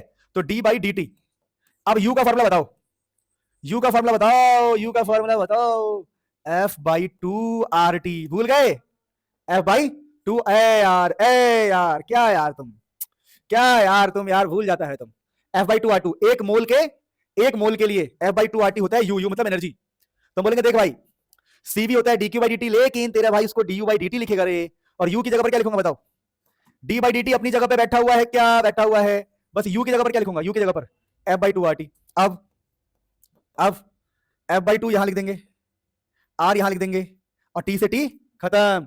तो cv का फॉर्मूला क्या है? खत्म, मतलब डिफरेंशिएशन y, dt से t का डिफरेंशिएशन 1 हो जाएगा 1। नहीं समझे मेरी बात को? ए यार नहीं आता तो याद कर लो। तो cv क्या हो गया? f by two R. तो उसने हमसे क्या बोला था कि तू cp निकाल और cv निकाल, किससे? डिग्री ऑफ फ्रीडम से रिलेट करके। तो cv हो गया f बाई टू आर। अब हमें cp निकालना है, तो कहेंगे लाला, क्या बोलेंगे? लाला तू जानत ना है, हमने केमिस्ट्री में पढ़ा था cp minus cv is equal to r। तो लाला cp क्या होगा बताओ? r plus cv। अबे हमें cp निकालना, अबे cv निकाल तो लिया भाई, अब क्या निकालना है? cp। तो हम r में जाके cv ऐड कर देंगे उधर कि बेटे तो इधर आ जा। तो cp का क्या हो जाएगा बताओ? r प्लस cv, और cv की वैल्यू कितनी है? f by two R. तो लाला cp और cv ऐसे निकालना है आपको किसी भी क्वेश्चन के लिए, तो कर लोगे, सीख गए? अरे सिर्फ ये पार्ट याद रखो ना कि cv होता है du बाई dt। अब du बाई dt होता है तो u की जगह पर f बाई टू RT, फिर यहां से cv आ जाएगा, फिर cp आ जाएगा। फटाफट नोट कर लो, फिर आगे बढ़ते हैं। लाला अब मेरे प्यारे बच्चों मुझे बताओ, अगर मैं तुमसे बोलूं क्वेश्चन कुछ कि मेरे को cv निकालना है और cp निकालना है, क्या निकालना है? cv and cp। समझ में आ गया? अब मैं दे रहा हूं पहला क्वेश्चन फॉर मोनोएटॉमिक। हमें निकालना है cp, cv और गामा, तीन चीजें निकालनी है, फाइंड। और क्वेश्चन दे रहा हूं मैं आपको for monoatomic, second diatomic and triatomic linear. कैसे करोगे? तो पहले हम सॉल्यूशन करते हैं, चलो पहला सॉल्यूशन करते हैं। देखो ध्यान से, सॉल्यूशन फर्स्ट, बाकी आप खुद करना। फर्स्ट हम बोलेंगे मोनोएटॉमिक। मोनोएटॉमिक के लिए फ्रीडम कितना होता है? 3। फॉर मोनोएटॉमिक डिग्री फ्रीडम कितना है? 3। तो आप निकालो सबसे पहले, आप इससे इस फ्री एफ से निकालो सबसे पहले, क्या एफ से पहले आप निकाल लोगे सीपी, सीवी, जो कि क्या था बताओ? ए यार सीवी का फॉर्मूला भी तो बताया, एफ आर बाई टू था ना। तो यहां से पहले आप सीवी निकाल लोगे, एफ की वैल्यू कितनी है? 3 r बाई टू। आ गया जी सीवी। फिर आप निकालोगे सीपी। लाला सीपी क्या था? R plus F R. ए यार क्या करते हो तुम लोग? ये तो था सीपी। तो आप बोलोगे अच्छा बेटे आर प्लस एफ की वैल्यू कितनी है? 3 r बाई टू। अरे भाई एफ थ्री कहां से आ गया? एफ थ्री कहां से आया? पहला क्वेश्चन पढ़ रहे हैं ना हम, मोनोएटॉमिक के लिए डिग्री ऑफ फ्रीडम क्या होता है? 3। डायटोमिक के लिए degree of freedom 5। Triatomic linear की डिग्री ऑफ फ्रीडम 7। देख रहे हो? ये सब पता होना चाहिए आपको, ट्राइएटॉमिक लीनियर के लिए डिग्री ऑफ फ्रीडम इतना है। तो यहां से सीपी निकल गया, सीवी निकल गया। सीपी कितना आ रहा है? 2 3 5 r by two, 5 r by two आ रहा है एलसीएम लेके, ठीक है। अब देखो हमारा सीवी निकल गया, सीपी निकल गया, आप क्या करोगे बताओ? आप क्या निकालोगे? गामा। क्या निकालोगे? गामा कैसे निकालते बताओ? CP by CV. तो 5 r बाई टू अपॉन में 3 r बाई टू, 2 से 2 गया, हार से यार गया, आंसर आ गया 5 बाई 3। कितना आ गया? तो किसी भी क्वेश्चन के लिए कर सकते हो आप। अबे यार क्या कर रहे हो यार? तुम डायटोमिक के लिए निकालना सेम तरीके से, और ट्राइएटॉमिक के लिए सेम तरीके से। हर शख्स तेरा नाम ले, ठीक है। अब डायटोमिक के लिए एक बार मैं करके दिखाता हूं, ट्राई वाला खुद कर लेना, ठीक है। चलो डाई के लिए कैसे करेंगे? ऐसे करेंगे। डाई के लिए सेकंड क्वेश्चन देख भाई, फ्रीडम है 5, फ्रीडम है 5 डायटोमिक के लिए। तो आप बोलोगे सीवी है, सीवी क्या बोलोगे? एफ आर बाई टू बेटे, तो 5 r बाई टू बेटे। फिर निकालोगे सीपी, सीपी का फॉर्मूला क्या होता है? r plus F R by two. तो आप बोलोगे बेटे, मेरे बेटे 5 r बाई टू मेरे बेटे, तो मेरे बेटे 7 r बाई टू मेरे बेटे, एलसीएम लेके। सीवी निकल गया, सीपी निकल गया, गामा तेल लगा के सरसों का, क्या से निकलेगा बताओ? Gamma is CP by CV मेरे बेटे। सीपी कितना आया? 7 r बाई टू। सीपी आया 7 r बाई टू। सीवी कितना आया? 5 r बाई टू। बेटा तुम लोग किस्मत अच्छी है, दिल से बोल रहा हूं मैं, बहुत दिल से, तुम मुझसे पढ़ रहे हो, वरना ये सब चीजें इतनी मुश्किल होती है, इतनी मुश्किल होती है ना, कि मैं 11th क्लास में मैं बहुत पढ़ता था, तब भी मुझे इतनी क्लियरिटी आती नहीं थी चीजों में, ठीक है। Believe me this things are not easy. जब बच्चे सीपी सीवी गामा देखते हैं तो दे थिंक भाई ये क्या हो गया? मैं तुम लोग इतनी आसानी से, देखो सुनो कि अभी तुम्हें मैंने एक डेरिवेशन कराया, कहां गया मैं दिखाता हूं। ये डेरिवेशन मैंने अभी तुम्हें कराया ना, ये वाला कहां गया?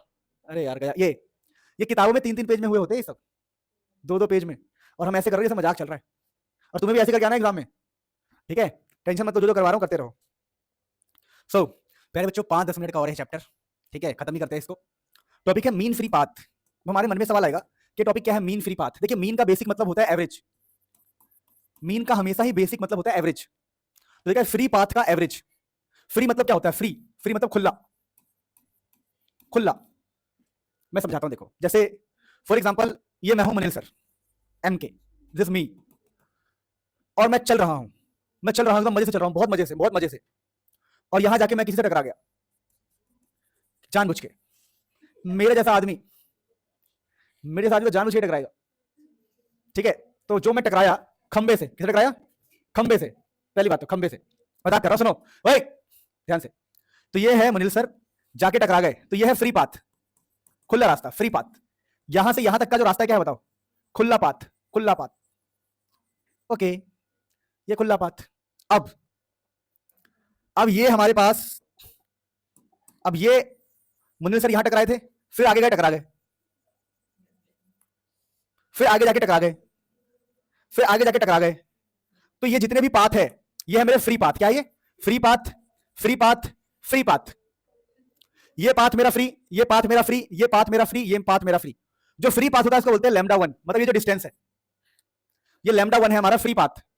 ये जो फ्री पाथ है वो लैम्डा 2, ये जो फ्री पाथ है ये लैम्डा 3, और ये जो फ्री पाथ है लैम्डा 4।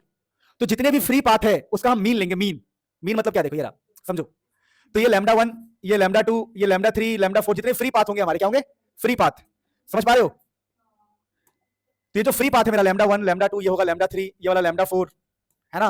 आगे जाके मैं 4 में खुश हूं, ठीक है?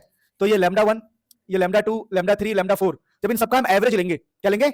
एवरेज। तो क्या रहेगा? Mean free path. यानी जितने भी फ्री पाथ है उन सबका average is called mean free path. नहीं समझ में आया फ्री पाथ क्या होता है? ए यार, फ्री पाथ मतलब खुला रास्ता, बिना टकराए हुए, बिना टकराए हुए। तो ये मेरा फ्री पाथ, अगला मेरा फ्री पाथ, अगला मेरा फ्री पाथ, अगला मेरा फ्री पाथ, उन सबका मीन मतलब उसको n से डिवाइड करना है। तो लैम्डा 1, लैम्डा 2, लैम्डा 3, लैम्डा 4 जितने भी है सभी फ्री पाथ का जो एवरेज है देखो उसको मीन फ्री पाथ बोलेंगे। तो मीन फ्री पाथ क्या है समझो? The mean free path of a gas molecule, the mean free path of A gas molecule may be defined as the average distance traveled by the molecule between two successive collisions. तो collisions के बीच का क्या बोला मैंने? Particle गया टकरा गया, particle गया टकरा गया। तो collisions के बीच के डिस्टेंस का एवरेज लेना है आपको। तो इनका एवरेज क्या होगा? लैम्डा 1 प्लस लैम्डा 2 अपॉन में 2। तो इसको बोल देंगे हम मीन फ्री पाथ लैम्डा। तो देखो क्या लिखा हुआ है, the mean free path of A gas molecule may be defined as the average distance traveled, average मतलब मीन लेना, बिटवीन टू सक्सेसिव कोलिजन्स यानी बहुत सारे कोलिजन्स हो सकते हैं। तो जितने भी कोलिजन्स हो रहा है उनके फ्री का एवरेज लेना, फ्री डिस्टेंसेस का एवरेज लेना। तो आपको ये समझ में आया कि फ्री डिस्टेंस किसे कहते हैं? यहां से आता क्या है ये? फ्री। यहां से क्या है? फ्री। इनका ले लो एवरेज, क्या ले लो? एवरेज। नोट करो। अब पहले बच्चों मीन फ्री पाथ की डेरिवेशन करनी है हमें, ठीक है? और स्पीड्स के बारे में भी पढ़ना है। तो मीन फ्री पाथ की डेरिवेशन कैसे की जाती है देखना। ये थोड़ा देखने में अजीब लगता है, यानी हमें लैम्डा की डेरिवेशन करनी है। लैम्डा बेसिकली क्या है आपको पता होगा? Average distance. याद है किसी को? एवरेज डिस्टेंस पता ना लैम्डा क्या है? बताओ लैम्डा क्या था? ये था एवरेज, लैम्डा था एवरेज डिस्टेंस। भूल गए? ए यार तुम लोग ना एकदम बुद्धू हो। देखो लिखा है ना कि ये क्या है? लैम्डा जो है, लैम्डा यानी मीन फ्री पाथ। क्या है mean free path? It is the average distance. इस लाइन को पकड़ो, ये एवरेज डिस्टेंस होता है। तो मैं आपसे बोलूं कि अगर मुझे कोई बोले कि भाई तेरे को ना ये निकालना है एवरेज डिस्टेंस, तो एवरेज डिस्टेंस की डेरिवेशन क्या होगी? डेरिवेशन, तो हमें इसकी डेरिवेशन करनी है। तो देखो एवरेज डिस्टेंस का मेरे दिमाग में क्या आ रहा है कि अगर एवरेज डिस्टेंस निकालना है तो ये डिस्टेंस है बेसिकली। क्या है? लैम्डा क्या होता है? डिस्टेंस। तो डिस्टेंस का फॉर्मूला क्या होता है बताओ? स्पीड अपॉन में टाइम। इस तरीके से हम निकाल सकते हैं। यानी लैम्डा निकालने के लिए हम एक दिमाग लगाएंगे। क्या दिमाग लगाएंगे? स्पीड को टाइम से डिवाइड करेंगे फ्यूचर में। पर फिलहाल हमें डेरिवेशन करने के लिए कुछ डायग्राम्स बनाने होते हैं। डायग्राम्स आप देखो, ये ना आपके एनसीईआरटी में नहीं दिया हुआ है ठीक से, ज्यादा बहुत टफ होता है। ये एग्जाम में आने का चांस बहुत कम होता है। अगर टफ पेपर बनेगा तभी आएगा और नहीं आएगा, पर फिर भी हम करेंगे। तो हम लोग क्या दिमाग लगाते हैं? हम मान लेते हैं कि एक ऐसी कंडीशन बन रही है कि यहाँ पर एक सिलेंडर है, एक सिलेंड्रिकल रीजन मान रहे हैं। देखो दिख रहा है आपको? अरे दिख रहा है, एक सिलेंड्रिकल रीजन है। इस सिलेंड्रिकल रीजन में हम इसका जो रेडियस मान रहे हैं, रेडियस वो मान रहे हैं डी। किसका रेडियस? सिलेंडर का रेडियस डी। और इसके अंदर एक पाइप है, पाइप लाइन जैसा मान लो, एक रास्ता है। रास्ता, ये जो रास्ता है आपको दिख रहा होगा। इस रास्ते में आप ठीक से देखोगे तो एक एटम है, एटम। तो कुल मिलाकर एक रास्ता है। इस रास्ते में ये एक मॉलिक्यूल है, जो मॉलिक्यूल उसकी बाउंड्री को टच कर रहा है। और हमने क्या माना है कि इसका जो ये वाला डिस्टेंस है, मतलब इसका डायमीटर, किसका डायमीटर? मॉलिक्यूल का डायमीटर, वो भी डी के बराबर है। यानी कि सिलेंडर का रेडियस डी एंड और जो एटम है उसका डायमीटर डी। ठीक है?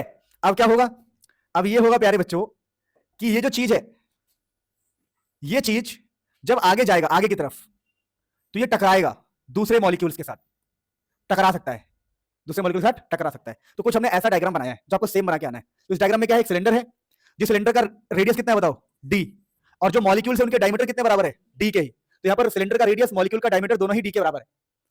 अब प्यारे बच्चों, इस डायग्राम बनाने के बाद अब हम क्या दिमाग लगाते हैं, हम दिमाग लगाते हैं लेट सी डैश, सी के ऊपर bar, be the average speed of atom. क्या माना है हमने कि जो सी डैश है वो क्या है, एटम की एवरेज स्पीड जिससे जाके वो टकराएगा। तो हमने माना let C dash be the average speed, average speed समझना ध्यान से कि डेरिवेशन के लिए हम क्या दिमाग लगा रहे हैं, let C dash be the average speed of atom and delta T, समझना ये क्या है बेटा, देखो ध्यान से, and delta T is the time. हमने माना कि जो स्पीड है वो कितना है बताओ, ए यार स्पीड कितना है सी डैश और टाइम कितना है डेल्टा टी।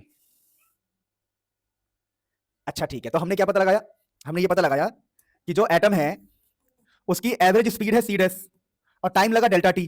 तो क्या हम डिस्टेंस निकाल सकते हैं बताओ, तो अगर हमें स्पीड पता है और टाइम पता है तो हम एवरेज डिस्टेंस निकाल सकते हैं। क्या निकाल सकते हैं, एवरेज डिस्टेंस। चलो ये जो मैंने आपको बताया था ये आप बस अपने मन में रखो, इसका यूज होगा तो करेंगे और नहीं करेंगे। हम अपना दिमाग लगा के निकाल रहे हैं, क्या डेरिवेशन कर रहे हैं हम लैम्डा का, डेरिवेशन ऑफ लैम्डा। ठीक है, आप कैसे दिमाग लगा रहे हैं, हमने कहा कि जो एटम है टकराने जा रहा है, ये जो एटम टकराने जाएगा तो उसकी स्पीड कितनी है सी डैश और टाइम कितना है डेल्टा टी। तो डिस्टेंस क्या होता है पता आप लोगों को, डिस्टेंस आप कैसे निकाल सकते हो बताओ, एवरेज डिस्टेंस आप कैसे निकाल सकते हो पता है किसी को, या आप सिंपल डिस्टेंस कैसे निकाल सकते हो, डिस्टेंस बोलो, डिस्टेंस कैसे निकाल सकते हो, स्पीड इंटू में टाइम। तो स्पीड इंटू टाइम से आप डिस्टेंस निकाल सकते हो। अगर आपको ये पता लग जाए कि भैया मेरा एटम इतने स्पीड से चल रहा है और टाइम इतना है, तो स्पीड इंटू में टाइम क्या होगा, डिस्टेंस।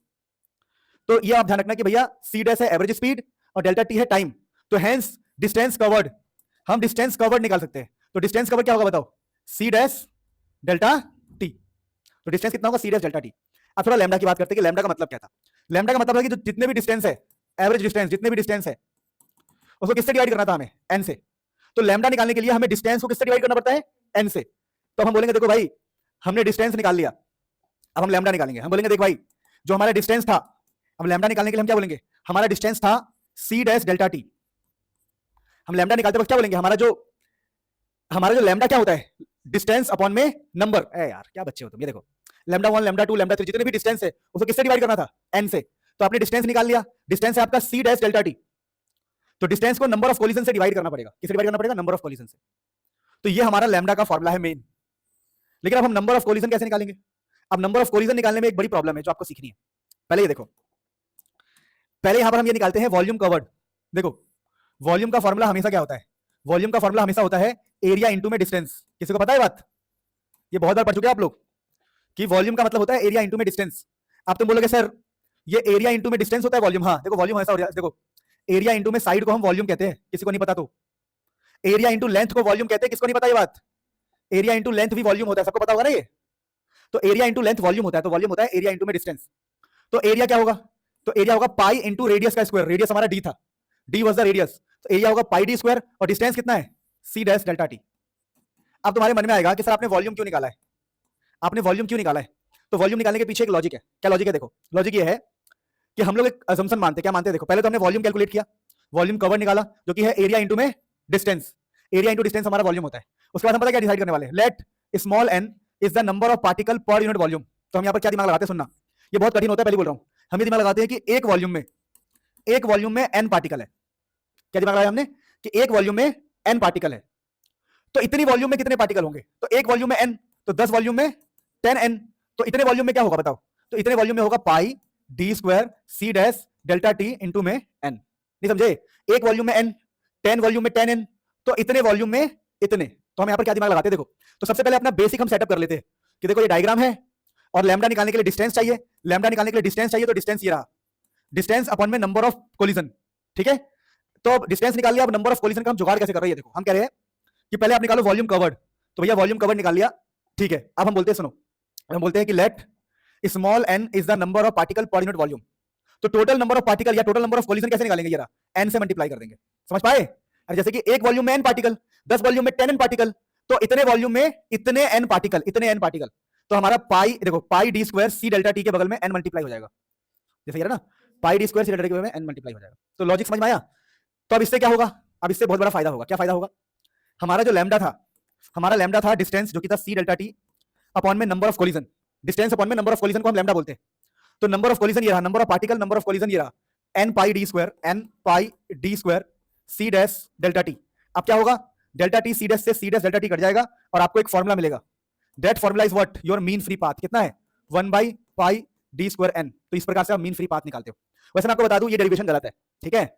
इस डेरिवेशन में कुछ अजम्पशंस माने गए हैं जो आगे फ्यूचर में जाके गलत हो जाएगा, तो ये गलत है, बस पढ़ा दिया मैंने तुम्हें कि एग्जाम में आ जाए तुम इतना करके आओ। अब इसका मैं आपको शॉर्टकट बताता हूं, याद रखने का। शॉर्टकट में रखना कि लैम्डा का मतलब होता है लैम्डा 1 प्लस लैम्डा 2 अपॉन में एन, एन मतलब वही पार्टिकल्स। फिर आप ये सोचना कि ट्रिक बता रहा हूं, ट्रिक, फिर आप बोलना कि देख, ट्रिक बता रहा हूं, ट्रिक, आप बोलना कि देख बेटे बात ऐसी है कि लैम्डा 1 लैम्डा 2 क्या है, डिस्टेंस ही तो है। तो डिस्टेंस होता है स्पीड इनटू में टाइम, और यानी लैम्डा 1 लैम्डा 2 लैम्डा 3 को आप बोलोगे स्पीड इनटू में टाइम। फिर आप बोलोगे number of particle, number of particle तो आप ऐसे दिमाग लगाओगे, देख एक वॉल्यूम में n पार्टिकल, तो v वॉल्यूम में vn पार्टिकल। फिर आप बोलना v का मतलब क्या होता है, एक वॉल्यूम में n पार्टिकल, तो v वॉल्यूम में vn पार्टिकल। तो अब वॉल्यूम क्या होता है, वॉल्यूम होता है एरिया इनटू में डिस्टेंस इनटू में n। तो एरिया क्या हो गया, पाई डी स्क्वायर, और डिस्टेंस क्या था, सी डैश डेल्टा टी, हमने डिस्टेंस निकाला था, और इनटू में n। तो आपको यहां पर क्या मिल जाएगा, एक वॉल्यूम में n पार्टिकल, तो v वॉल्यूम में vn पार्टिकल, और वॉल्यूम की जगह लिख दो एरिया इनटू में डिस्टेंस, और n की जगह पर n। तो यहां से आपको ये नीचे मिल जाएगा pi D square C dash delta T n। बस आपको मेन बात क्या रखना है कि ये डिस्टेंस होता है, तभी आप ये सेम यहां लिख पाओगे डिस्टेंस की जगह पर सी डैश डेल्टा टी। अब देखो ये कट जाएगा, तो क्या लैम्डा का डेरिवेशन एक लाइन का हो गया, पाई डी स्क्वायर एन। समझे। तो मेन सारा खेल क्या है बताओ, सारा खेल है थ्योरी का हल्का फुल्का, बाकी कॉन्सेप्ट बड़ा आसान है। तो यहां पर ध्यान रखना कि हमने माना है कि पर यूनिट वॉल्यूम, एक वॉल्यूम में n पार्टिकल है, तो इतने वॉल्यूम में n से मल्टीप्लाई किया तो टोटल पार्टिकल मिल गया हमें। तो ये था बेटा मीन फ्री पाथ का डेरिवेशन जो एग्जाम में नहीं आता। अब इसमें कुछ करेक्शन बताता हूं मैं आपको जो बाद में करेक्ट किया गया था बाद में।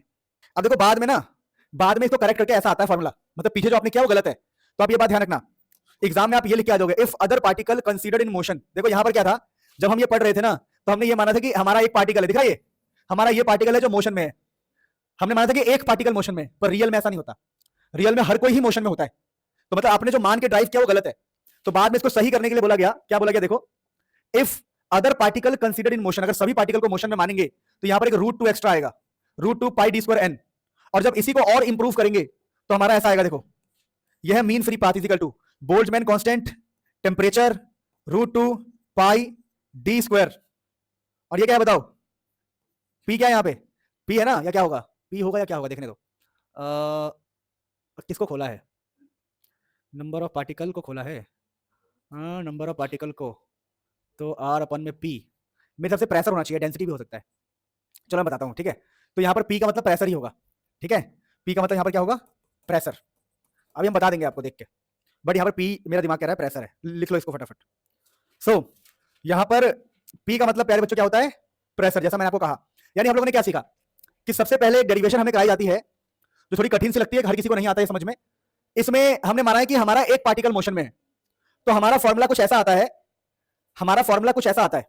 तो ये आपको समझ में आया क्या करना था हमें, स्पीड और टाइम को मल्टीप्लाई किया तो डिस्टेंस मिला, और डिस्टेंस अपॉन में नंबर ऑफ पार्टिकल, तो मिलता है मीन फ्री पाथ। इसमें हमने माना था एक पार्टिकल हमारा मोशन में जाके वो जो कि टकराएगा, पर ये कॉन्सेप्ट गलत है, बाकी सारे पार्टिकल भी मोशन में होना चाहिए। तो जब बाकी पार्टिकल को मोशन में माना जाता है तो फॉर्मूला हमारा ऐसा बन जाता है, जो आपको ध्यान रखना है। अब हमें क्या क्या पढ़ना है इसके अंदर, हमें कुछ स्पीड्स के बारे में पढ़ना है, एवरेज, मोस्ट प्रोबेबल स्पीड, और फिर हमें इनका रेशियो पढ़ना है, और फिर हमें पढ़ना है एक दो ग्राफ, और इस प्रकार से हमारा चैप्टर खत्म होगा। यानी 5 मिनट में हम इस चैप्टर को खत्म कर रहे हैं। सो फाइनली प्यारे बच्चों, आप लोग ये करेक्शन एग्जाम में आप लिख सकते हो कि सर हमने करेक्ट कर दिया है, ठीक है।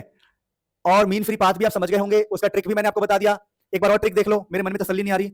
लैम्डा का मतलब होता है lambda 1 plus lambda 2 plus plus plus upon में नंबर ऑफ पार्टिकल। अब ये क्या है, ये डिस्टेंस ही तो है, सबको ऐड कर रहे हैं, लैम्डा 1 डिस्टेंस लैम्डा 2 डिस्टेंस, तो डिस्टेंस होता है स्पीड इनटू टाइम।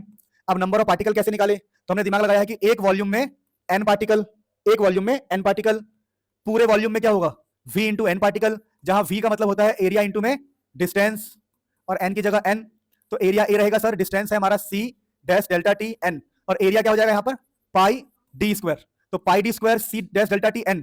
ये आएगा नंबर ऑफ पार्टिकल कि एक वॉल्यूम में n पार्टिकल, v वॉल्यूम में vn पार्टिकल, तो पार्टिकल कितने आ गए, pi D square C dash delta T N. C dash delta T cut गया सर, ये लैम्डा का फॉर्मूला है, लेकिन ये गलत है हमें पता है, तो करेक्ट करने के लिए कुछ नहीं, यहाँ पर क्या लगा दिया, रूट 2।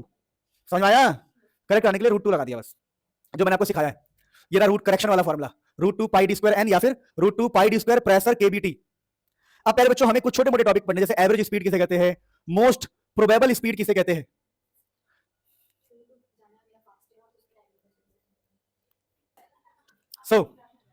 प्यारे बच्चों अब देखिए लिखा हुआ है एवरेज स्पीड किसे कहते हैं।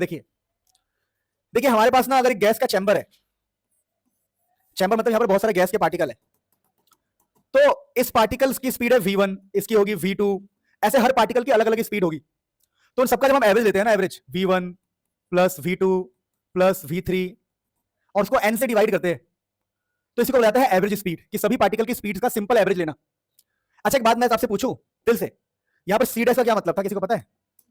सी डैश क्या था? यहां पर सी डैश स्पीड था, यहां पर स्पीड को सी डैश कहा जा रहा था। प्लीज यार अब इतना भी ऐसा मत बनना कि तुम बोलो कि सर ये क्या है। देखिए let C dash be the average speed, तो ये स्पीड था, इसलिए डिस्टेंस का मतलब क्या होता है हमेशा, स्पीड इनटू में टाइम। तो ऐसी गलतियां मत करना। तो वहां पर वो सी डैश था एवरेज स्पीड, ठीक है। तो अब हम एवरेज स्पीड को पढ़ रहे हैं, यहां पर हमने वी डैश लिखा है, इसको क्या लिखा है? V dash. तो वी डैश भी एवरेज स्पीड, डैश नहीं है, ये वी स्लैश है।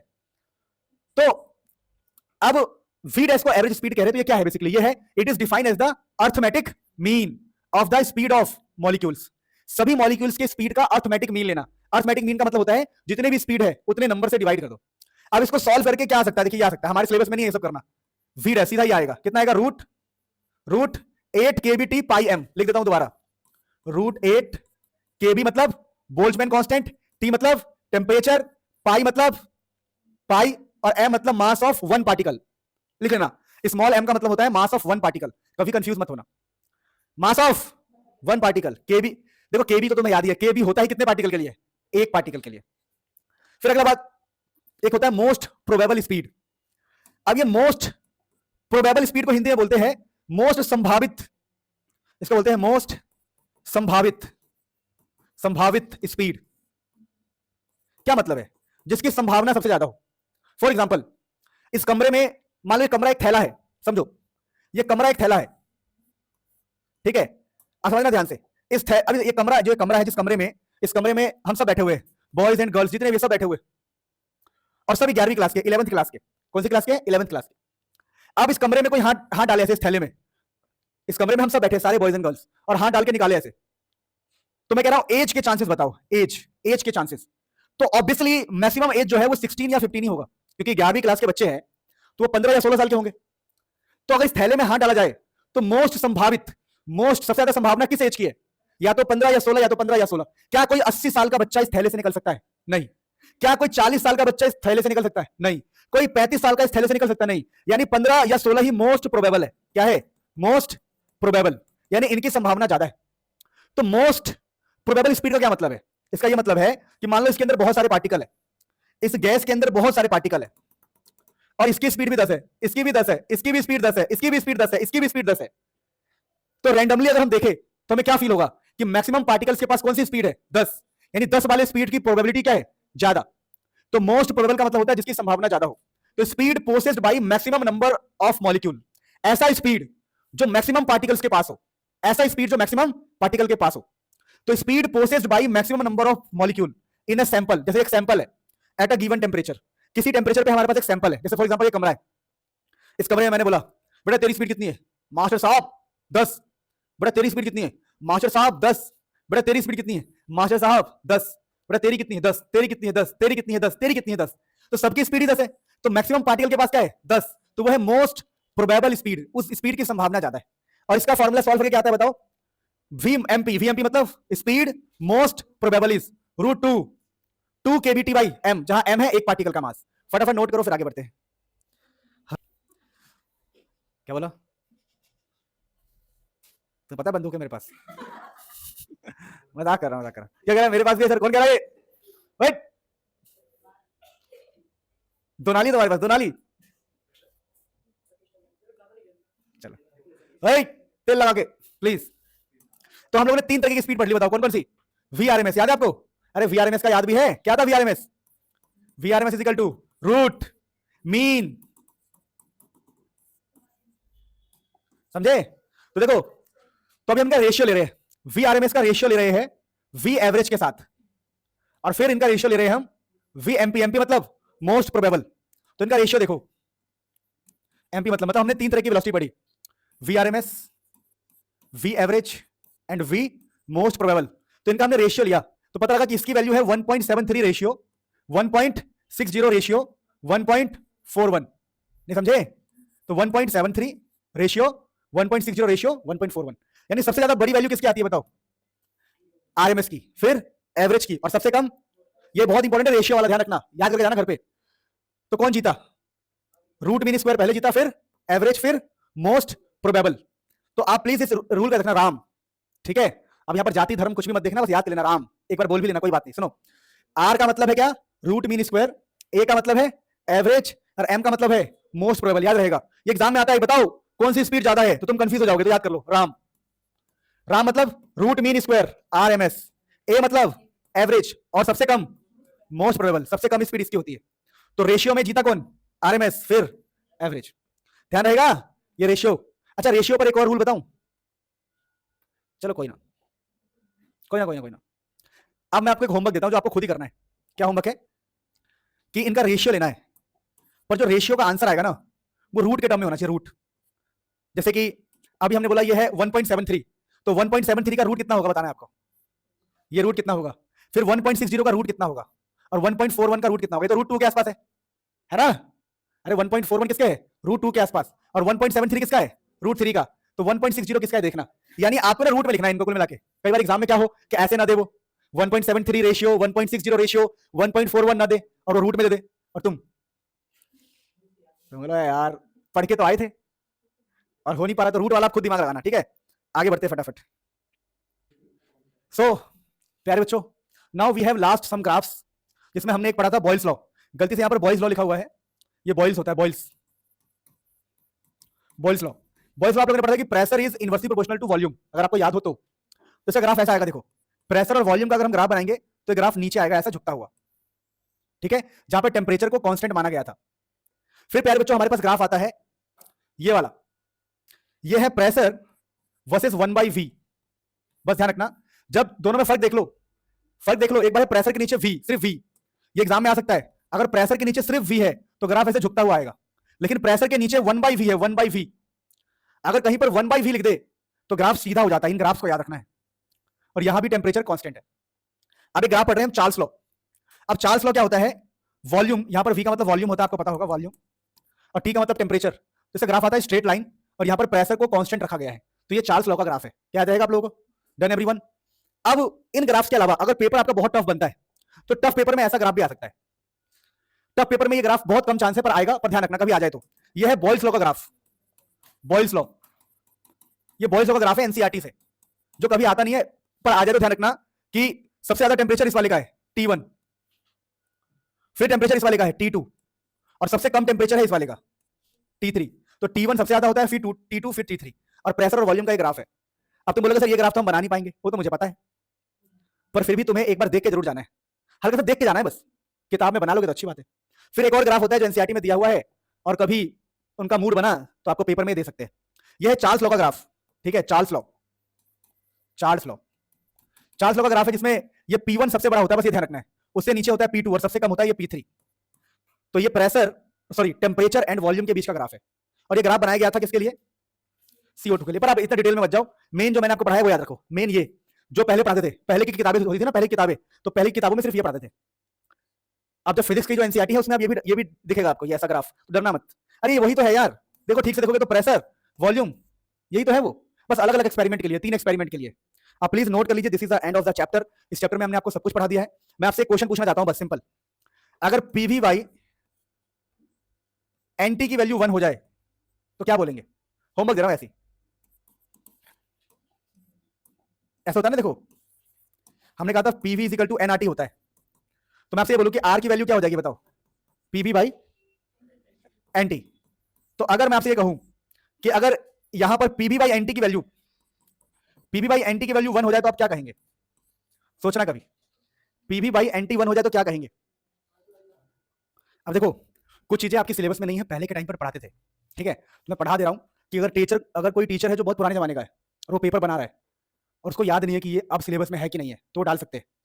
तो आप तो बैठ के रोगे नहीं एग्जाम में, तो यहां पर ध्यान रखना कि रियल गैसेस के लिए पीवी बाई एनटी की वैल्यू 1 के बराबर नहीं होती है, और आइडियल गैस के लिए पीवी बाई एनटी की वैल्यू 1 के बराबर होती है।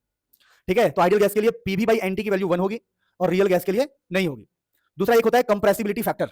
अब देखिए एक्चुअली ना ऐसा होता है, हम गैसेस को ना प्रेशर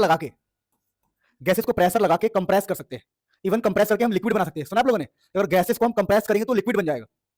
तो हम लोग पढ़ते हैं कंप्रेसिबिलिटी फैक्टर जेड, जो हमारे सिलेबस में नहीं है फिलहाल। तो ये जेड क्या होता है समझिएगा। तो ये जो जेड है इसकी कुछ वैल्यूज होती है। जैसे जेड की वैल्यू अगर 1 हो जाए तो वो आइडियल गैस होता है। कंप्रेसिबिलिटी फैक्टर जो है जेड, अगर उसकी वैल्यू कभी 1 हो तो उसको हम आइडियल गैस बिहेवियर कहते हैं। और कभी भी जेड की वैल्यू एग्जाम में लिखा हो कि भाई जेड की वैल्यू 1 से छोटी है, तो 1 से छोटी होने का मतलब है कि उसको हम कंप्रेस कर सकते हैं, हम ज्यादा कंप्रेस कर सकते हैं।